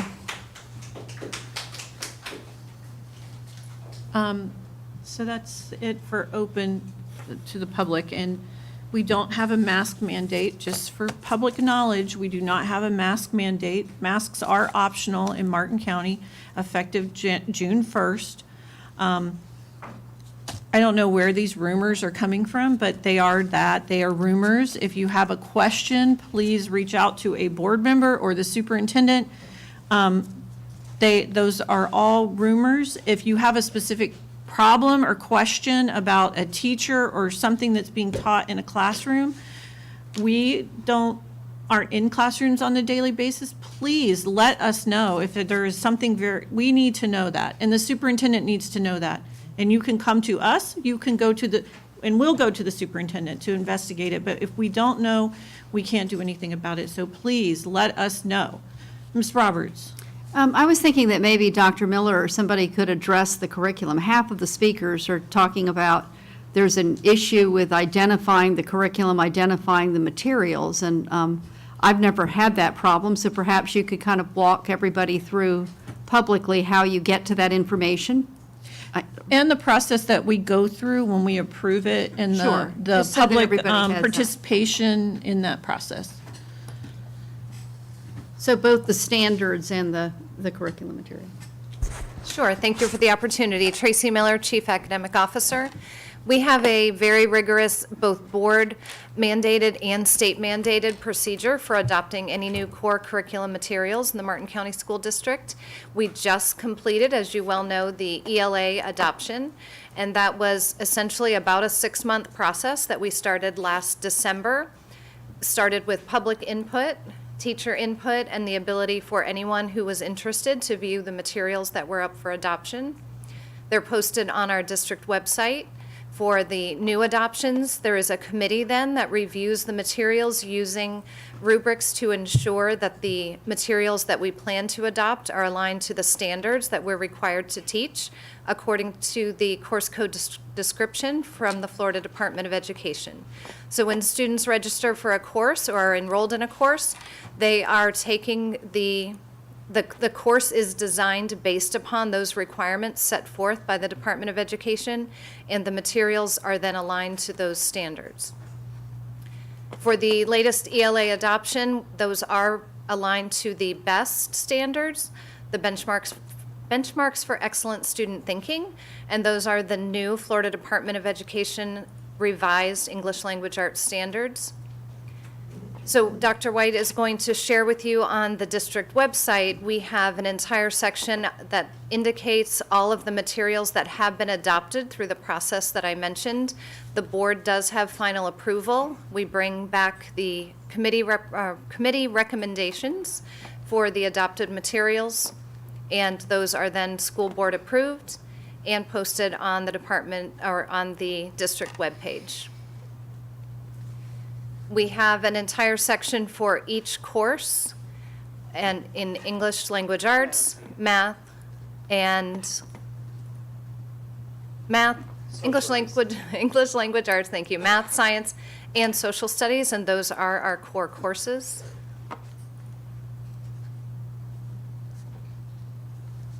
So just to if you go to martinschools.org and you go to departments, you can either go to curriculum and instruction, or you can go by subject matter. For instance, you could go to mathematics, or you could go to English Language Arts.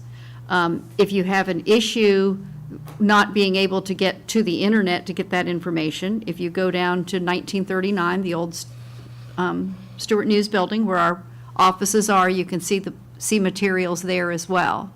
I know that when we're doing an adoption, all those materials are available, and we want more than anything to hear from anybody in the community, any parent, any student, any teacher, anybody, because we obviously, from place to place around the state, there's varying community standards and expectations of what should be in materials.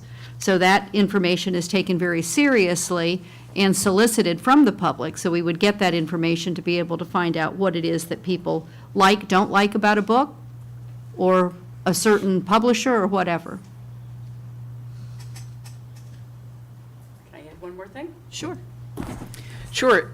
And also beginning July 1st, 2021, Mary White, Director of Curriculum and Instruction, we will be featuring some sections of our biology and health curriculum directly on the website as well, as per statute passed recently. And probably the public should also know that the standards, it's under CPALM still, correct? Correct. So if you go to the website for CPALMs, the letter C and then the word PALMS, that's where all the standards are printed. So the standards that have been adopted by the state of Florida, which very specifically say in each subject and in each grade level, what will be taught and what the standard and the expectation is for students to learn in the state of Florida. Correct, Mrs. Roberts. So if I wanted to go to the English Language Arts standards or the science standards or the biology standards, I would simply go to CPALMS and then search for that. Here are all the science standards, and I can look at the biology standards and they are in there. And we do teach to the standards, and we ensure our textbooks are aligned with these standards.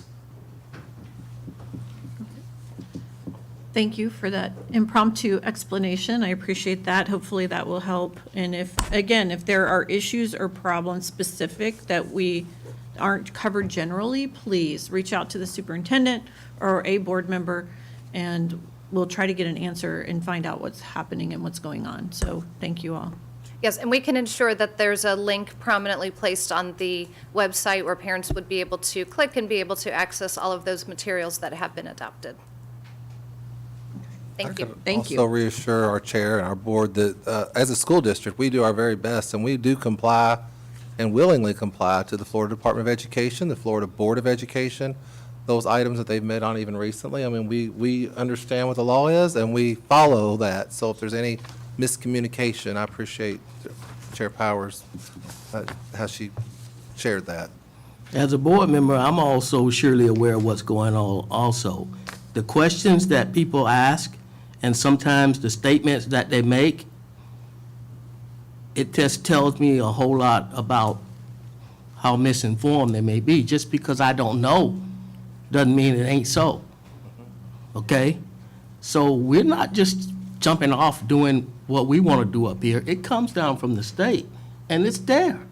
So I don't know what you're hearing or what's going on, but just because you're here, give us a chance, you know? Everything is an open book up here.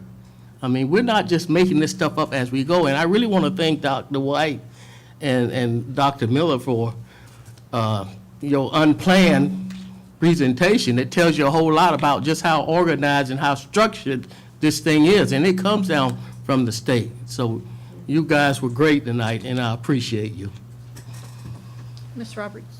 And I think it also should be said, because I know this was a little bit of a flurry that was on social media at one point, that at points in time when parents don't like the approved curriculum or the approved textbook or the approved piece of the way that that instruction is going, they have the ability, the parent has the ability to say, this is something I don't want my child to be, whether you want to call it exposed, I don't want my child involved with this type of instruction, and then something is done, the child is not forced to utilize that instruction or forced to go there. The child then has, and I know there was an instance, and Dr. White was, or no, Dr. Miller was involved with that, where no, the child was given an alternative assignment, that the alternative assignment met to the agreement of the parent, et cetera. So we take very seriously the ability for, and I know that the legislature this year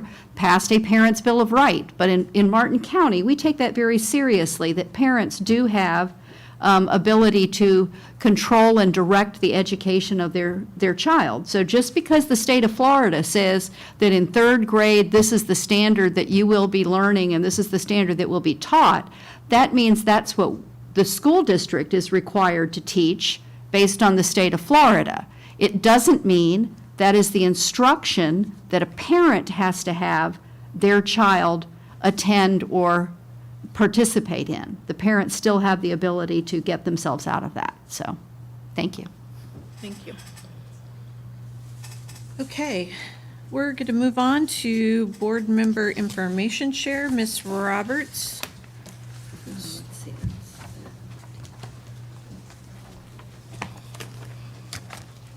So I had a few things. The first thing is 1401. This is a report that was done by, I don't even know who it was done by at this point. It was a report that was done by Ed Week Research Center, the first part of June, that talks about a ranking order as far as expenditures for education for all 50 states. And then it further breaks it down into two categories. One has to do with equity and the other one has to do with spending.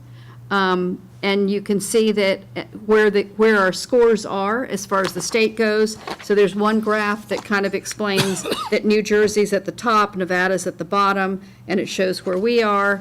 Then it also shows in that same order where we are in the other categories. And the other thing I wanted to point out is that Florida overall hits in at national spending at 46th out of 51. It's adjusted for regional cost differences. And then also point out that when you add back in the generosity of our taxpayers for the half-cent sales tax and the half-mil property tax, and add those back in, the $16 million for 7 years and the $12 million for 4 years, you add that back in, that adds a conservative $1,555 per Martin County student, which bumps Martin County students up to 34th out of 50, after 51. So just, I wanted to share that with you. So I just wanted to say, and I say Sure. this all the time, that the number of $10,000 and whatever is deceiving, because we actually, in Martin County, spend on average, over $20,000 per student. That's correct. So the only point that this is making is, this is comparing the same apples. So it's not, even though the number that we're spending is a higher number, there's nobody that's reporting what that 20,000 looks like compared to everybody else's 20,000. Right. And This is purely this piece. Right, and that's kind of, we hide behind this low number, when in actuality, we spend in Martin County about, on average, $22,000 per student to educate children, put them in facilities, on a bus. When you and- add everything and you add all of the Absolutely. IDEA So I and just Title want to II. make sure that. Sure. The second two pieces of information I shared, thank you all for letting me be your advocacy person for Florida School Boards Association. So 1402 is the Board of Directors meeting from June 9th, and that will no longer be me after this time. It will be it will be Deborah Hawley from St. Lucie County. So she'll be doing that, and we'll be getting that from her. And then 1403 is the Advocacy Committee notes from June 9th as well. Thanks. Perfect. Thank you very much. Okay, moving on to the action-only items. We'll start with the items that were pulled for discussion. 4.02. And that was me.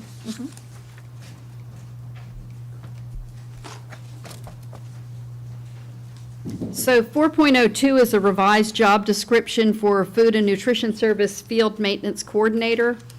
And thank you for including the PDQ. I appreciate that.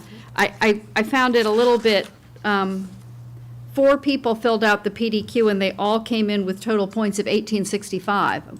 I thought that was very random, that I guess that's the way it worked, but I just thought that was very random. But the point I wanted to make was, in the PDQ, one of the things that was listed as a major duty, number 6, was inspects kitchens and perform maintenance and repairs and/or special cleaning projects duties as needed. Yet your job description is deleting the repair and maintain domestic and commercial appliances, cafeteria, and hot water heaters. So when we delete that, I guess the question is, who will be doing that then? If that's deleted from the job description, the maintenance of those appliances. Laura Homadell, Food and Nutrition Director. We will still have our maintenance coordinator work on that, but he does have a helper that works during the summer and does part of that work. But he also coordinates some of that, where he works with maintenance, he works with outside vendors, and he does preventive maintenance during the summer. So should that job description then say coordinate the repair and maintenance of those things? Would that make more sense? I think that probably would be a good idea. Instead of deleting it, because on the things that you added, I didn't see anything added back that would replace that piece. So with that. I agree with that. We probably should add that in there. Okay.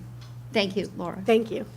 So I would move approval of 4.02 with the addition to the job description of coordinate repair and maintenance of domestic and commercial appliances, cafeteria equipment, and hot water heaters. Okay. Second.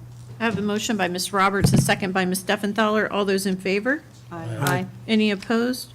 Motion carries unanimously. Okay. 4.08. 4.08, Ms. Roberts?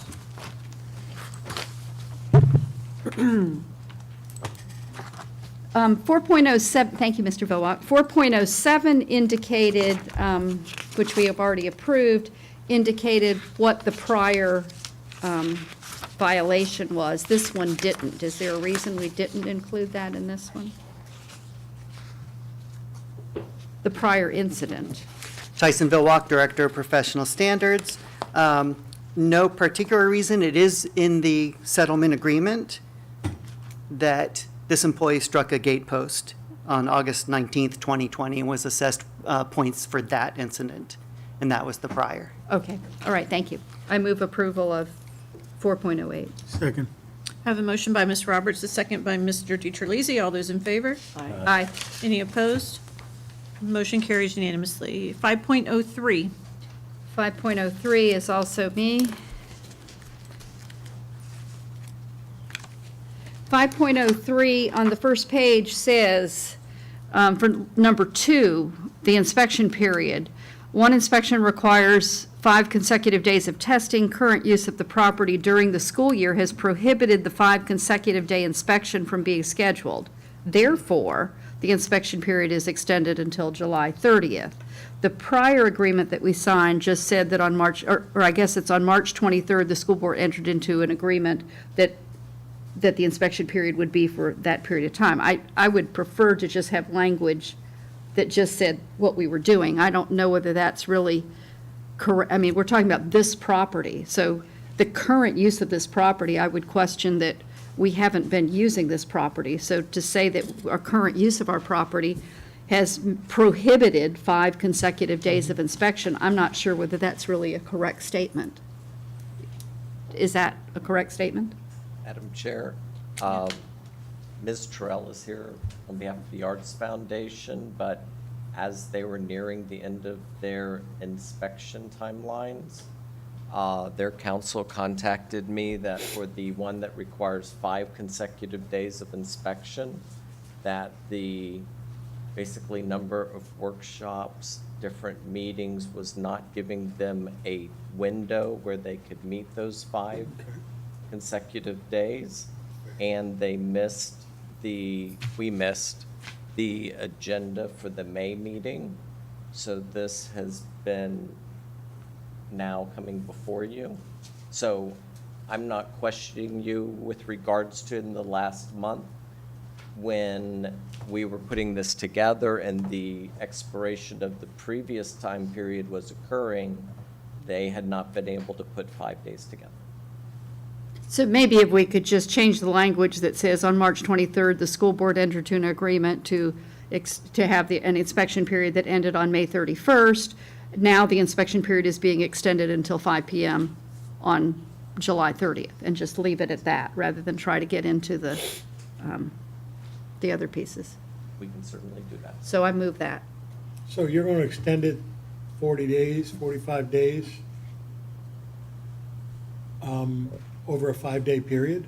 No, they just want an extension until July 30th. What is the current? At some point, one they're going to today? have to get their 5-day period in there. Yeah. Right. But currently, So- they've expired on May 31st for the inspection period. Right.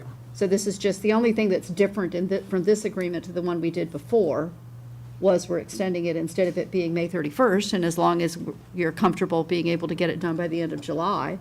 Okay. I'm just I understand, I just. think wordsmithing that Give them a language. 5-day period and make that way so that staff knows not to schedule anything happening for that 5-day period, because now with 60 days instead of 60 till the end of July. Well, it doesn't really matter to me. I mean, I would just as soon say that they can have until August 30th. I mean, it doesn't, I'm okay, but if you give them a specific I mean, I don't- 5-day period that this building won't be in use, then everybody knows you can't be here for that 5-day period. Madam Chair, Yes. my suggestion, Mr. DiTerlizzi, is if Mrs. Terrell, because she needs the inspectors to have those dates available also, can communicate with Dr. Malay's office and they can work that out. Good. Yeah. Because if we commit to that fixed 5 days and her inspectors go, I'm sorry, we're Yeah. booked.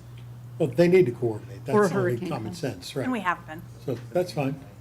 I don't Would it have- I help don't- would it help to change that to August, the end of August, so we don't have to be in this position again? I mean, I have, Schools- Yeah, they have sworn to me that they can get this done There was some delay in the original requests for proposals that took longer because of the current state of the construction market, but they have assured me that July 30th will give both them and us time to file that 5-day window. Okay, then I'll move approval to approve this with the change in paragraph 2 that says something along the lines of on March 23rd, the school board entered into an agreement for the May 31st date, and now the inspection period is being extended to the July 30th. 30th, yeah. Second. Okay, I have a motion by Ms. Roberts and a second by Mr. DiTerlizzi. All those in favor? Aye. Any opposed? Motion carries unanimously. 8.03 and 8.04, I'm not sure if I need to, I'm going to recuse myself from 8.03 due to a potential conflict. And 8.04, I don't think I have a conflict, and I would not, but I'm going to go ahead and recuse myself from that one as well, because I'll be signing that agreement. I move approval of 803 and 804. Second. I have a motion by Ms. Roberts, a second by Mr. DiTerlizzi. All those in favor? For the Never mind, public, for the public's sake, it's kindergarten program, 8.03 is emergency funding for early learning childhood care providers, and 804 is pre-kindergarten program collaborative agreement renewal. Yes, With the and Early with my- Learning Coalition. Yeah, and with my role at the Early Learning Coalition, I will recuse myself from those. Thank you for the clarification. Okay, I have a motion and a second. All those in favor? Aye. Any opposed? Motion carries unanimously with me dissenting. Okay, now we're back to the regular action-only agenda, item number 16.01. Are there any questions? These are requisitions to be approved for purchase orders over $100,000. Do I have a motion to approve? Move approval there. Second. Okay, I have a motion by Mr. Anderson, a second by Mr. DiTerlizzi. All those in favor? Aye. Aye. Any opposed? Motion carries unanimously. Okay, 16.02, the American Rescue Plan Act, CDC grant opportunity So moved for approval. for approval. Sorry. Okay. I have a motion by Ms. Steffenthaler. Do I have a second? I second that. And a second by Mr. Anderson. All those in favor? Aye. Aye. Any opposed? Motion carries unanimously. 16.03, the new legal services agreement with Sniffen and Spellman. Does anybody have any questions on that? Madam Chairman, Yes. can I move to reconsider 16.02? I actually have a question about this. There's some discussion in here about addition of its assisting with vaccination sites. And I thought it was pretty much stated that we weren't going to be doing any vaccinations in our schools. Or it just looks to me like it leaves the door open to the CDC requiring us to, or us pre-agreeing to become vaccination sites for students when I don't think that, please clarify that for me, because Well, They don't have to go there and get the shot if they don't want it. right. It's Nobody's gonna make them go. sort of like when we did the site for the teachers. I mean, if you wanted to go and sign up, you could. It's It wasn't convenient. a Or a hurricane mandatory. shelter, It's like a hurricane shelter or any of those other things. use of public buildings. We're not going to be, I mean, we are not mandating vaccines. As a And the health teacher- department, and we have the health department here, Yeah. not suggesting that. So if you want to clarify that so that, Yes, so Michelle Villois, Coordinator of Student Services, we wanted the personnel to be able to help assist with that when the health department has a clinic, like we did for staff. So some of those RNs and LPNs could then assist people who voluntarily came to get the vaccines. and those won't be happening during the school day. It would be No. using our facility to host a That's correct. A And we would not non-mandatory be providing vaccination. vaccines to students without parent consent. right. good, thank you. Is that okay? Oh. Are you okay with that? I feel much better about it. Just to clarify, we just want you all to know that that stands exactly the same for testing, for COVID testing. There won't be any COVID testing of students without parent consent. Okay, perfect. Thank you. All Thank right. you. Are you okay with those questions, or you don't want to reconsider? No, I'm okay, Okay, thank you. perfect. Sorry. Okay, 16.03. Did we? Move approval? Okay. Second. Have a motion by Ms. Roberts, a second by Ms. Steffenthaler. All those in favor? Aye. Aye. Any opposed? Motion carries unanimously. 16.04, the Edgenuity contract renewal. Yeah, I had a couple questions for, I talked to Dr. White about this earlier. This is we have an option for either a 3-year contract for $463,000 or a 1-year contract for $172,500, which is a savings if we do a 3-year contract. And the question that I'd asked Dr. White, which, pardon my lateness in asking it, was that I wanted to have an understanding of what the penalty would be if we decided, so let's say like in the case of Blackboard, et cetera, that after 1 year they weren't doing, or 6 months, if they weren't doing what we expected them to do and we did want to get out of it early, what they would be, what that penalty would be, because this is clearly a 3-year contract. And at a 3-year contract with so that there isn't any misunderstanding later, it would be nice to know that if we got out, if we decided to cancel on June 30th of 2022, that they would charge us, for example, the $172,500. And we would have that option every year, but if we stayed for the 3 years, that we would be at the higher thing. So I don't know if you had any answer to that. I did speak with the Edgenuity people indeed, and we would be, they would analyze our expenditures at that time, and then we would be refunded money. According to, if we pay, the 3-year contract includes pay up front. And so in the event that the contract is terminated by Martin County Schools, an analysis of expenditures will be assessed to determine proration of services provided, and based on reasons for contract cancellation, remaining funds would be returned. So does that mean that, that 1 year would be capped at the $172,500, or does that mean?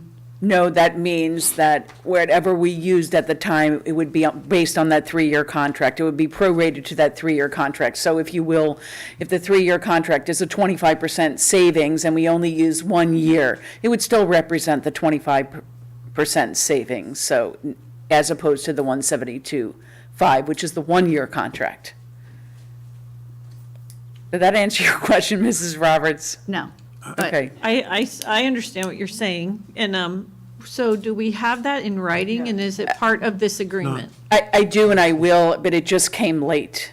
It came, It's not in this agreement that but it will be. okay. So is there something that we can, I'd feel better if we actually reviewed the language that was in the contract and had it reviewed by our attorney for those reasons. And here's the thing is, so I'm okay with the approving it, saying that if we canceled, whatever the language comes back that says if we canceled after 1 year, the price would be the $172,500. If we canceled after 2 years, the price would be twice that, because we are getting the discount by paying up front. But the part that made me a little bit nervous, which you understand that I didn't understand, is if in the first year we use, by their estimation, $300,000 worth of services in the first year. If we had just signed a 1-year contract, we would be in at $172,000. Right. Whereas opposed to what you're reflecting to me is if they added up, oh, you've used this much. But typically, quite honestly, we would only use $172,000 or less than that. Right. Yeah. So I'm Ever. So I mean, I'm there willing. wouldn't be a chance that we could use, we could have overuse and still not do that. So I do think that I can have him write up that we would do the $172,500 for each year within that contract. Okay, so I would move approval of this with a 3-year contract with attorney-approved language that limits our exposure to the $172,500 a year if we cancel early. Does that make Sure. sense to you? And it makes sense. I would want it to be clarified that with a 30 days or a 60 Yeah, well, that's what we would days expect you notice to, that sure, it could be terminated at the Sure. end of any 1 year Sure. period. right, Without penalty. right. But we would, but Second. the penalty piece would be that instead of it being a third of the 463, it's capped at the 172,500. Yeah. So, yeah, that's my motion. But I kind of read two things into what the language you read, meaning that they would actually prorate it, sort of, they were implying that they would prorate it based on the discounted amount. That's correct. So I don't want to give them the 170. No, but it would be a maximum of that. That would be, Yeah. so once they compute Without the that, max. I just don't want to pay more So I than don't what want the to give one-year up our pays. negotiation position if it's going to be less and we decide after a year. Yes, ma'am. I agree. So. All right. I'll second that. So, will I'm sorry. can you repeat your motion again, just so that? for My motion clarity? is to approve 16.04 for the 3-year option with a attorney approval for language capping early cancellation at 172.5 And, max. and clarify the process to terminate the contract as well. And clarification for termination process. Okay? Seconder Okay. agrees. So I have a motion by Ms. Roberts and a second by Mr. DiTerlizzi. All those in favor? Aye. Aye. Any opposed? Motion carries unanimously. 16.05. Yeah, I had a question on this one, too. So this is Shannon, and I believe I talked to Dr. White about this earlier. So I understand that the important piece of this, or one of the pieces of this, has to do with the additional elementary school coach position and the secondary literary coach position, those 2 new positions, which I don't want to slow that down because I think that's an integral part, but I would like to hold on to the plan itself and have that come back for approval. So I guess what I would like to see is, I would like to see us approve those 2 positions for this plan, but have this plan come back, because what I'm thinking is not addressed in this plan is the board's commitment for Port Salerno and Warfield Elementary, the additional staffing, and what we're doing there that isn't mentioned, isn't brought up, isn't in here anywhere. And I think that we ought to all be on that same page as far as reading literacy, et cetera, and that should be, I mean, that would be like a natural thing that you would have mentioned in here. So does that work if we do that for you? Yes, good evening, Shannon Blunt, Coordinator for Reading and Language Arts. I did want to mention that one of the current funded literacy coach positions is actually an interventionist position that's full-time allotted for Port Salerno, that is separate from that other designation in the plan. I just wanted to clarify that. But yes, you are right. I am bringing this to you. It is in draft form. It hasn't been approved by Just Read Florida yet because there are some missing parts of it. They're waiting for our data. They're waiting for all of our numbers for summer reading camp. But I did want to bring it to you now specifically for those 2 positions that I'm asking for with the reading plan funds, which is an additional elementary coach and a secondary coach. And that's the pieces where it talked about, where you had the dollar amounts and you had the FTE, but you didn't have the actual FTE numbers in there, right? Where you were talking about, where our goal is a 5% increase, that page, but it says, it has a box that says FTE, but there's no number in the. That was on page 4, Yeah, the page right the after data. that, I think. And then on my page 5 is the actual proposed budget. Right. And so what I didn't want to do is, I didn't want us to be approving a draft and then not see what the final I thing is. understand. So that, I guess my motion at this point would be to move forward with the new district secondary literary coach position and the additional elementary coach position as proposed, but have the actual plan come back for approval once it's. Mrs. Roberts, may I just ask one clarification? Yes, ma'am. We're happy to do that. Mrs. Blunt will be attending some Department of Education meetings later this month where we will get additional information as well, so we're happy to bring it back. Just looking for clarification, we definitely want to add what the board has planned for Port Salerno and for Warfield, and that would include the additional focus on literacy with teachers, and then also for Port Salerno, a prevention intervention specialist, that addition we talked about. And just for our clarification, was that also a prevention intervention specialist for Warfield as well? Was that direction given from I the would have board? to go back and look. I don't have that in the top of my head, but that was definitely in the ESSER notes as to what that looked like. And I believe it did include the other piece, but I don't hold me It was to in that. category 5. Yes, and so it wasn't in the same category slot as the Warfield piece was, but I believe it mirrored the Warfield, but I could be wrong. You're correct. I am correct that it did mirror that, so it did have that piece. But that's the point, is I just wanted those pieces to be included in the plan. So we'll enter both the Warfield, the Port Salerno, which has already been given kind of the approval from the board, and then the Warfield, which would be the category 5, which was also agreed upon as we get additional ESSER funding. Is that correct? Correct. So we'll include those in the plan as well. Correct. Excellent. Thank you. So that's my motion. Perfect. Second. I have a motion by Ms. Roberts, a second by Ms. Steffenthaler. All those in favor? Aye. Aye. Any opposed? Motion carries unanimously. Okay, 16.06, piggyback St. Lucie County RFP for integrated pest management services. I move approval for 1606. Second. I have a motion by Ms. Steffenthaler, a second by Mr. DiTerlizzi. All those in favor? Aye. Any opposed? Motion carries unanimously. 16.07, school opening and closing times for the 21-22 school year. I move approval of 1607. Second. I have a motion by Ms. Steffenthaler, a second by Mr. DiTerlizzi. All those in favor? Aye. Any opposed? Motion carries unanimously. 16.08, I had a question on that. Ms. Roberts?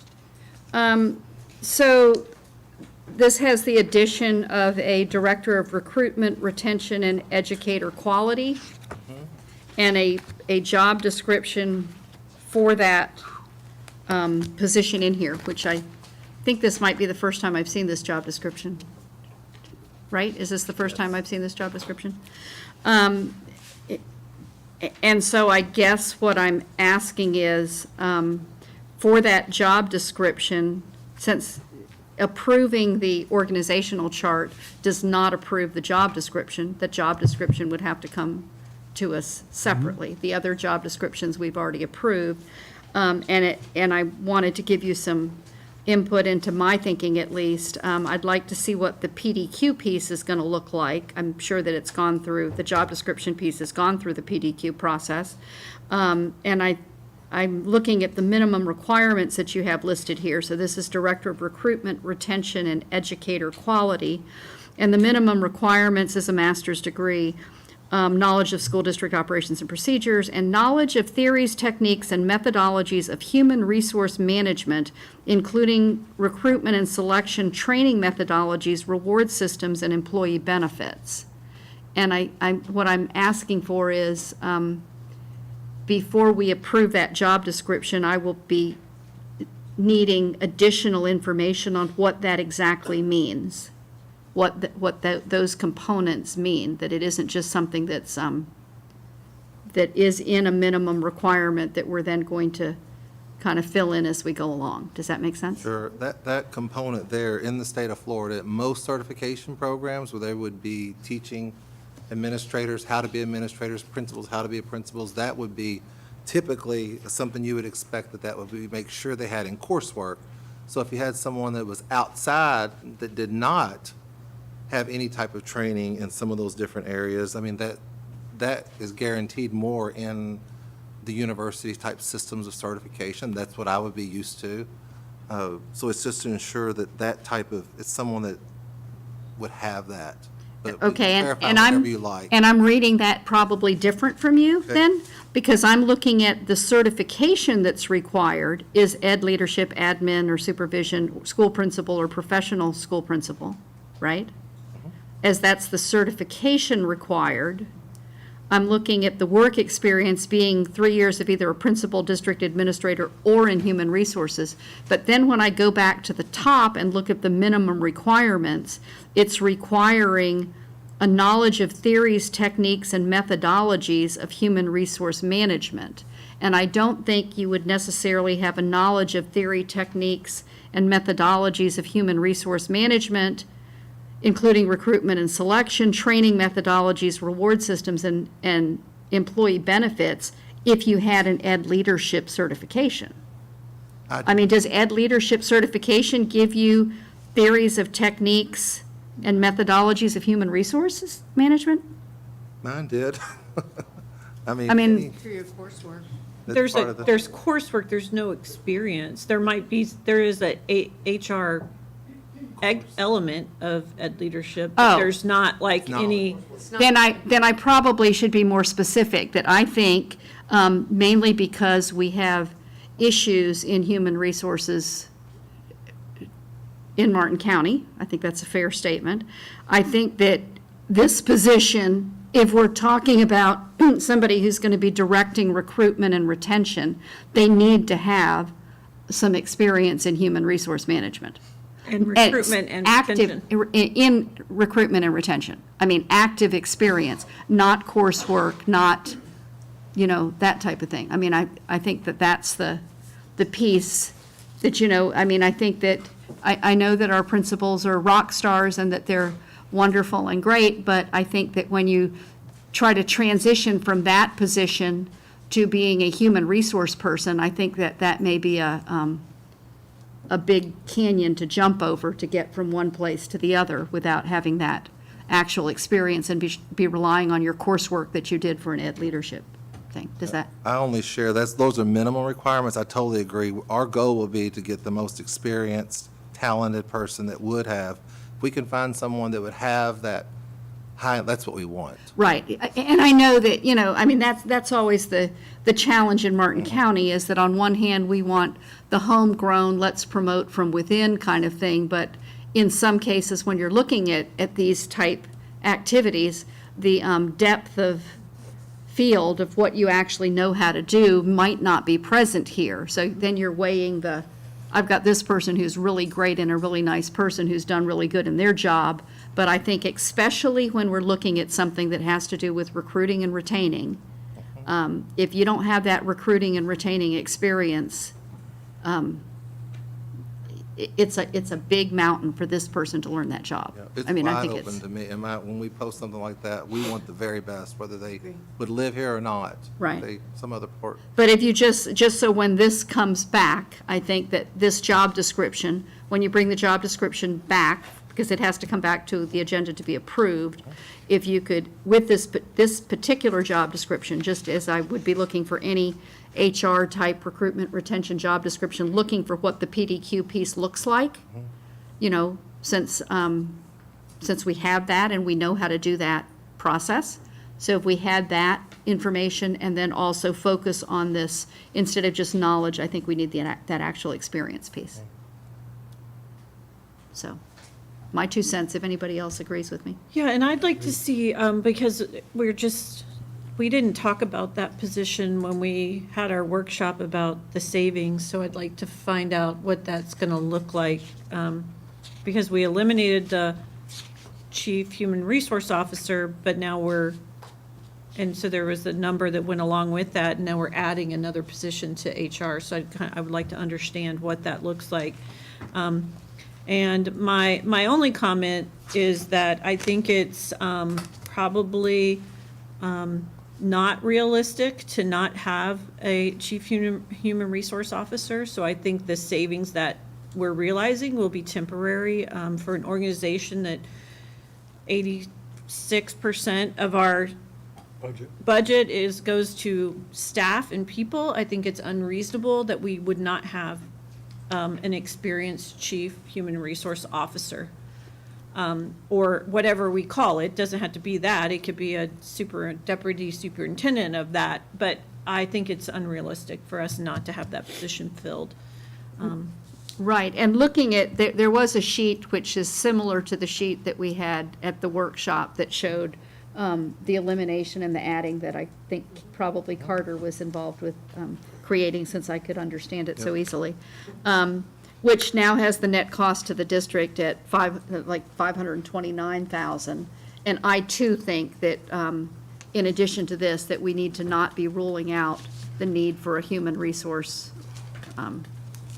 person, because I really think that that's something that we're, I don't want to say weak on, but something that we could be doing better. I mean, I Part of think the, that's- And realizing that would cut into the 529, and I'm okay well, with that that. brings it down to 529. It was 7. The total savings it's in the narrative is 1,668,000 that we'll be saving each year with the pullback Right. that we did administratively and with the reorg. So that part is 1.668 million. It would have been 1.7 plus. So that's the most current saving that's in the description and kind of talks about Right. that. The other piece, just how it's formulated, looking at the department carefully, looking at what other members in there do. Currently, we have Director of Human Resources, so that function still exists. It's not going away. That's more of a generalist position, and when I look real carefully at it, there's not a real tight spot, and I've asked that and looked since day one. What are we doing for recruitment, retention, and quality? Because if you remember, we also didn't have the PD director here. We have a coordinator. So this piece right now, in my opinion, when you have the current Director of Human Resources, which it's that function, adding this piece to complement that, to keep a really strong focus on recruitment, retention, and all those pieces of educator quality that go with it, we will have overarching that. So I see what you're saying, but when I read the job description, my point being that this is a recruit, retain, and has to do with educators. So doesn't necessarily have to do with the entire organization. And I think what we really, a void that we have is a recruit, retain, Director of Human or Chief of Human Resources, or Admiral of Human Resources, whatever you want to call it, but the guru of human resources. I think her name was Betsy Aarons or something, I think is her name. But is that her name? I'm not sure. think it The is. top bullet on essential duties, just so you know, I don't see this at all as just teachers at all. I see it, develop a human resource strategy. So when I see that person, I see when people are coming in to apply for a bus driver and how we're going to meet the person at the front door for how we're going to process them, that person is out. Whatever it takes to recruit and bring good people in, whether it's a teacher, bus driver, secretary. So then this probably need, because when I read this, I read, to lead a comprehensive, systematic, high-quality program which ensures the district will recruit, develop, and retain the most effective system of educators in the state. So I viewed it more as a focus to the educators, to the teacher end of it, and not to the entire organization. Because I still think that if we had a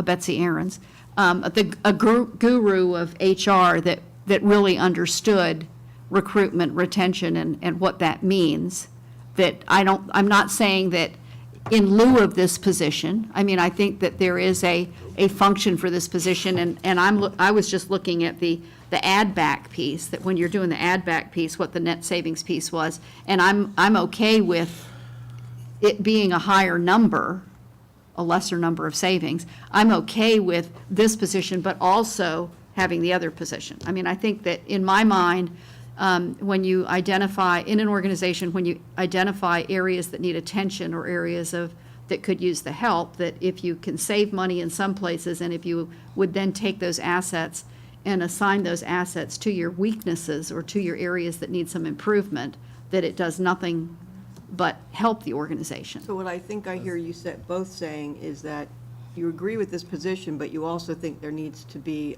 a person over HR. Yes. Yes. Correct? And if they're willing to give you a person over HR and not worry so much about the funding piece, because it's all about funding and using your monies right, right? However, we also want to have an efficient and effective organization. And if we need a particular position, then they're saying that you can have that position. They're not so much worried about saving as much money as you said, because they feel there's a need for that position. Well, and it's not really about saying we already have the position. It's being proposed that we delete that position. Who's in that position at this point? Well, No. There's nobody in that position, but I thought you weren't No. deleting that position, The correct? Chief of Human Resources, we were taking that out because Dr. Featherstone will oversee that entire, as deputy. Right. That's the big portion of that, and some support services. Right. Changing that piece. And this piece, the part we were missing, it's kind of that part where we had a level of overage. We need another doer in there, which would be, I just have to make sure I'm understanding, do you want this piece and another piece? Yes, That's what I would say. so I'm saying I want this piece, but I want to be sure that this piece, besides just a doer person, Right. right, is also a very visionary person who also understands the actual pieces of how to do the recruitment and the retention piece. So it isn't I mean, we're a district that's very, I mean, I think, which one is it? It's the executing thing, I think. I mean, I think that we probably, just from looking around, I think that we have a lot of people, which thank heavens we do, that are very good executors. But I think we need to, this position needs to be molded a little bit more, that it's not just an executing position, that it needs to be a position that actually understands that recruitment and retention piece. Then in addition to, so I think this position needs some tweaking, but then in addition to this position, I do think that we need somebody in charge of HR, like an overall admiral, general, I agree with you. whatever it is. mean, I think that-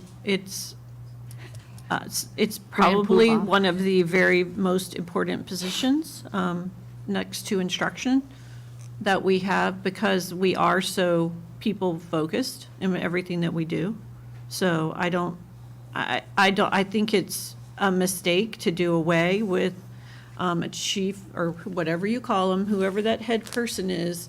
I think it's a mistake to do away with that and not have a professional in there that knows human resources and HR, and is in charge of all of those other those divisions, the educator piece that you want to add. I just think that's a mistake if we delete And if that. you were to put that position in place and find that person, and that didn't work out, and wasn't what they're expecting or what you would be expecting, the next year, you can take a look at your chart again and make changes. But they're saying an additional position, and I mean, I would just take that position and try to go with it. Well, again, it's not an additional position. The Director of Recruitment, Retention, and Educator Quality is the additional But the position. position Yeah. that was taken off, and then, yeah. Yeah. Because it's not listed here, that other Right. position, right? That's why I'm saying that. Proposed Proposed. removal. Okay, I definitely agree with you, Mrs. Powers. At some point in time, you will need a top HR person, probably someone with a strong legal background, too. I agree with you also, Mrs. Roberts. But here's what I will say. The superintendent has been here for 6 months. He's trying to feel his way. If he's willing to make that move right now with what he has, and he feels confident in it, I don't think we need to rush him. Let it play out, and I'd rather it become pretty apparent to him that because it's just a matter of time, we are gonna need that. And let him do it at that point in time. Why rush it? I mean, Well- you know?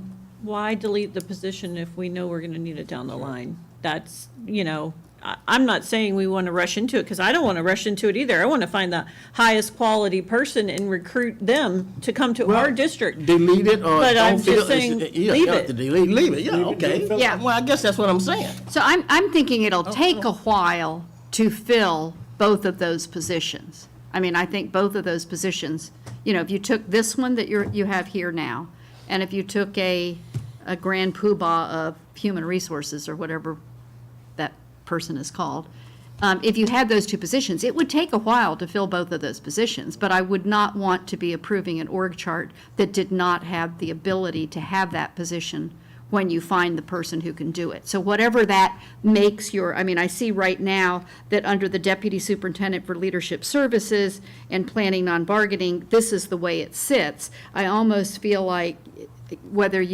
the same way you have the Assistant Superintendent of Finance, you have the Executive Director of Principals and Professional, if you had a separate one that was the head of, Director of HR. that the Assistant Superintendent. Assistant Superintendent of Human Resources. Perfect, right there, that's where my understanding and talking with you individually, as you've shared the last 6 months, was making some effective change. Partly also was reduce our budget between 5 to 9%, which we've done even more so. So dealing with, my perspective is trying to make the best use of, after we pull back, of what we have. So it's not, we pull back and doing that. Knowing that's why I want to be real transparent, knowing that Dr. Featherstone will be retired next year. My intent was always that we would add another like assistant superintendent at that time with a strong HR focus, the one that's over it, that this was kind of this inter time. If you're wanting that now, I'm fine with that, but that was how we would evolve, knowing that, Well- trying to share, but I'm very open. I hear everything. Well, and I have no problem with that transition piece. I just don't want to delete the position. And when Dr. Featherstone retires, obviously someone is going to step into her shoes. It's not, I don't think that's something I don't think that what she does and adding that to someone who's going to oversee HR on a regular that's a lot of work for one person. Well, it's good for me to hear your perspective collectively, because sometimes I get different things, so this is great. Whether it's an assistant superintendent over HR, I hear that, or an executive director, what I'm hearing, you want someone directly over that would answer under. So what I'm looking at is, I'm looking at right now, just straight down from where you are, right? There's an assistant superintendent of finance, an assistant superintendent of academics, an executive director of principals and professional standards, and these are direct reports to you, right? And a deputy superintendent for leadership services, along with these other, the safety, public information, those things. But those are like your, call them executive directors, assistant superintendents, or deputy superintendents that are kind of direct reports to you. In my mind, there should be a direct report that's an assistant superintendent of human resources. Whether that gets filled right away or doesn't get filled right away, I think there's an urgency to get that filled. I can understand that your director of recruitment, retention, and educator quality, right now, the supervisor for that needs to be the deputy superintendent of leadership services and planning. Eventually, that may move. I would think that when you hire the assistant superintendent of human resources, that you would restructure that differently, and that would come back. Like this, her position, you're talking about the deputy position. No, when you hire the assistant superintendent of human resources, Yes. you would remove this director of recruitment, retention, and educator quality out from under the deputy superintendent from leadership services and put that whole HR function Together. back, I would agree with call it that. back, or whatever you want to call it. And it would all fall back over there. I mean, in my head, that's, I'm not trying to rebuild your org chart while we're on Flying the it. fly. But at the same time, I just think that's what the organization needs. I mean, I think it's a piece that really can make our organization better. I think it's a piece that, I appreciate what you have done and what Dr. Featherstone has done in the last year to make everything work. But I think as far as moving forward, you need the flexibility to be able, and the commitment from the board to support something that would get there. Because my concern is, as whether you're in drop or whatever you're in, as all these things are under you, some of these things need to be moving At to be some point standalone. Before you walk out the door. So, does that? She's going to run. So is that a motion? So my motion is to approve your org chart with the addition of an assistant superintendent of human resources. It will come back with you with the job description. And then We'd like to see- just a notation about the job description. The Yeah. job description for both of those positions, new positions, correct? Ms. Roberts? Yes. Okay. So the current one we just turned in, the executive director update, I'm sorry, the director of recruitment and retention, some revisions there.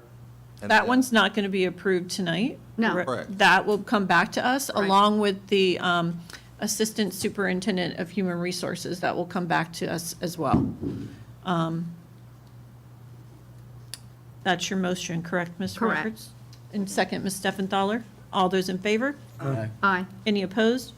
Motion carries unanimously. And I just want to note that we're approving the assistant director of human resources in your what's Right. not showing in assistant superintendent of human resources. Right. We're approving Yeah, I that. appreciate that. It's I mean, I just that really we do. need the two job descriptions to come back. My push hearing has tried to pull it down to I know. reduce some costs. No, I'm grateful. Some things you can't cut, that's too important. Some things you just can't.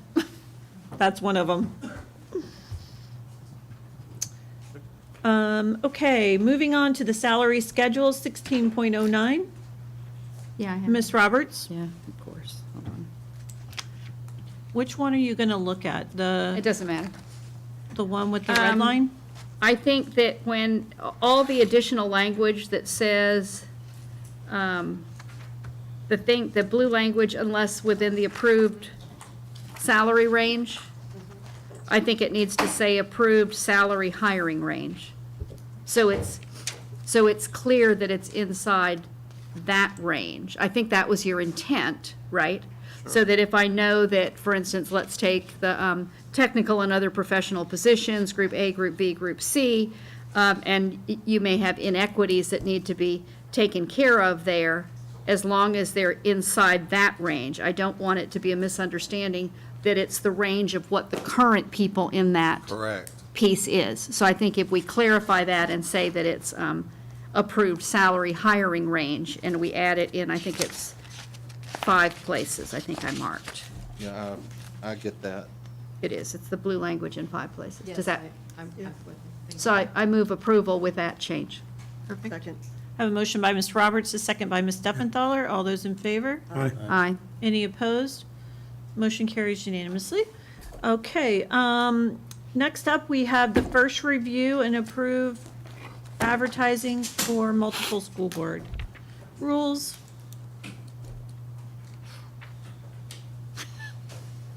So before we start, I would like to say right off the bat that 165.1 it has some pretty significant issues to it. It's not as it was discussed. So I think that one needs to, I think if we made any changes to that, so I went back, I re-listened to the workshop.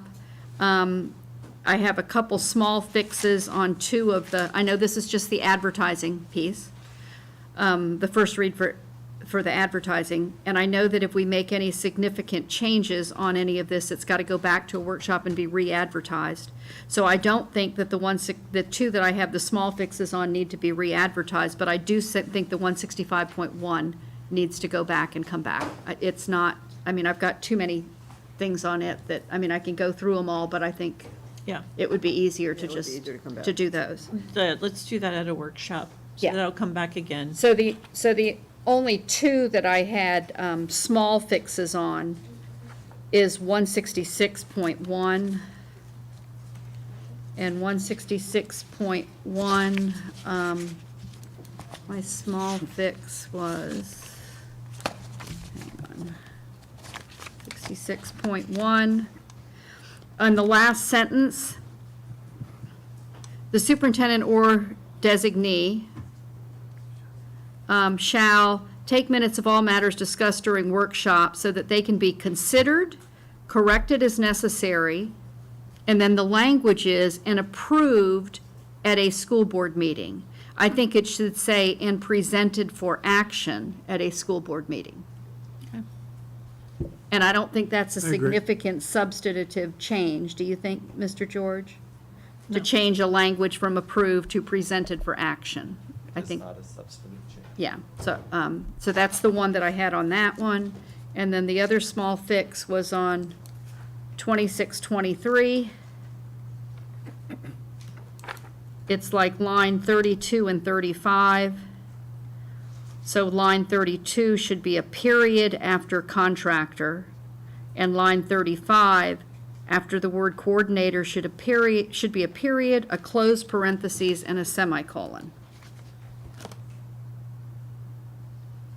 Also, which I don't think that's just Scribner. And then the other one, I think on the same policy, line number 338, you have per Florida statute, but you didn't quote the statute number.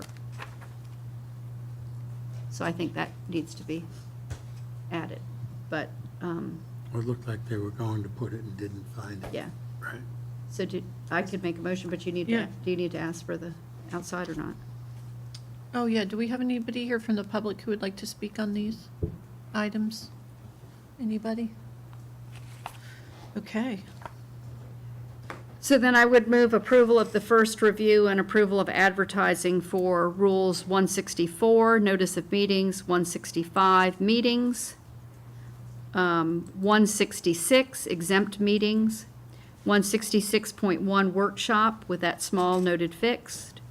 2450, adult and community education. 2623, student assessment with the 2 small fixes, 3 small fixes, 2 pages. 5451, student recognition. 7440.01, small unmanned aircraft systems, including the policy about drones. And 8810, the American flag and official motto of the state of Florida. Second. Okay, so I have a motion by Ms. Roberts and a second by Mr. DiTerlizzi. All those in favor? Aye. Any opposed? Motion carries unanimously. And we will, do we need to make a motion to remove that 165.1 from the agenda? I think we or just don't have like- any action on it and just send it Yeah. back to workshop. Yeah. Let's just want to make sure we're doing it right. Does that work? Okay. Okay. Ms. Roberts, if you'll share your notes with me, I'll make sure we get them updated prior to the workshop too, to help Okay. speed it along. Okay, and that was it for those policies. So we have a review of the pending 21-22 Code of Student Conduct. I'll move approval of that, but I think you have to check the parking lot, right? Yeah. Do we have anyone here from the public who would like to speak on the Code of Conduct? Okay, seeing none. Ms. Victoria, Roberts, did second. you make a?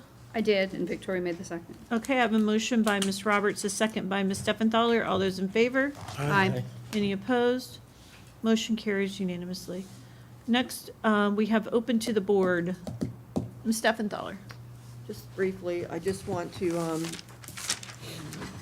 thank FSBA for all the work done to plan and coordinate the summer conference. The keynote speakers were very inspirational and informative, and I really enjoyed the sessions. I felt to be very meaningful and timely. And it was also great to meet in person and to network in person. So I just want to thank FSBA and all of our board members who attended. Appreciated seeing you there, so thank you. Mr. Anderson? I don't have anything. Okay. Mr. DiTerlizzi? No, I don't have anything, Madam Chair. Ms. Roberts? I just wanted to let everybody know that Children's Services Council is evaluating 19 proposals for one of their 4 funding categories, which was healthy children. So that's going on now, and that's it. Thanks. Okay, perfect. So I don't really have much either, except that I think there was some confusion about our July workshop. We had it's scheduled for July 6th, and I apologize. I have known for a really long time, and I made it known that I'm not going to be able to be there. I will be on vacation, and I don't know if I would be able to participate via phone or not, if I would have internet service, or phone service. I'll be in Montana. So, I apologize if there was some confusion. I had a lot of conversation with the superintendent, and if we neglected to talk about it, I thought we talked about it at one of our meetings. But if there was, I don't know what happened, but if we need to reschedule, I am fine we had originally put it out there to reschedule it. I am fine not being there. So if there's consensus and we want to keep it on the 6th, that's great, or we move it to the 13th. Either one works for me. So whatever the consensus is fine. I'll be on vacation also on the 6th and be home on the 10th, so I'm still good with the 13th. I'd rather be here. So, Okay. I Just, can do either day. okay. So I have a conflict on the 13th, but I can work around my conflict on the 13th. I also wanted to ask the board, I know that this seems like a long way away, but it's not really, because we have an approved calendar for 21-22 already, for that year already. And I know in 21-22 that we have a workshop scheduled for the first Tuesday in May of 2022. And I wanted to ask the board if we could change that to the second Tuesday. Does anybody have a anything problem you with want. Do we have anything? It's a little. We don't even have the schedule. Yes, we do. Oh, we do? We know it's going to be No, because we approved the calendar in November that included those. on there. Oh, it included the board meeting dates? Oh, I guess I didn't see that. Is that on the calendar? Well, we approve a calendar in November that we send to the state, but we've approved a district calendar in November for the 21-22 school year. So, I'm good with the. It doesn't matter to me. Things come up for people. I don't expect board meetings to be changed or workshops to be changed for me if I can't be there. So I'm okay either way. If it works for my schedule and everybody else agrees and it doesn't work, I'm okay, if I have to miss it. So I'm trying to ask in plenty of time, advance time, if everybody is free, the second Tuesday in May. And we should probably look at the July one, because next year it will be, we'll have that Monday off for the Tuesday, whatever I the thought, day. doesn't Diane give us a whole packet before we come back for the next year? And we've already looked at that for this past year? I guess I'm confused as to how. In we're doing it. November of 2020, I believe. Right. November. That's what you're talking Of about. 2020. We approve our calendar. We then. approved a school calendar for 21-22. Right. And the school calendar that we approved for 21-22 includes our workshops and our board meetings on that calendar. Okay. And it's a standard, so it's always the third Tuesday of the month for our board meetings and the first Tuesday for. Except in the month of March, where that was moved because of. Spring break. Spring break. Right, okay. And we And might wanna I look have at a the week feeling, that I think people- May was also moved in that calendar. I think 2 dates were moved for next year's calendar. I think one was March and the other one was May. And I we could be should wrong. probably look at July again, that week of 4th of July, because it's, the reason I was asked to move, we were asked to move that date is because a lot of people take vacation that week, because you do get that holiday in there. So it's a date during the summer when it slows down, because a lot of people are taking their vacation, so just naturally, everything slows down. So I think that was the reasoning behind it. So we should probably look at that week again, just to, if everybody's okay, we'll look at the March board meeting, which we already know is going to not coincide with spring break. I'm fine with the May workshop being moved to the second Tuesday. You all okay with that? Yes. And then the July workshop being moved to the second Tuesday as well. Next month. In July of 2021 and July of 2022 as well. So that we won't everybody will know. Got it. Everybody's Think how far ahead. fair. So we're doing July 13th, not July 6th, correct? Correct. And if we can get the calendar invites out to all the board members for all the board meetings, so that we know in advance too that we are. 29. Oh, wait, I can write that down. Because it's always easy when we get them in a calendar invite all at once, so that then I can transfer them to my You don't go out that far. personal calendar as well. So, okay, that's all I have. Thank you for your flexibility, and I'm sorry if we had a little miscommunication there. If there's no other comments, we will adjourn the regular meeting, and we all sit tight. We're going to have a quick executive session right now. You can't sit tight, I'll be right back. Oh.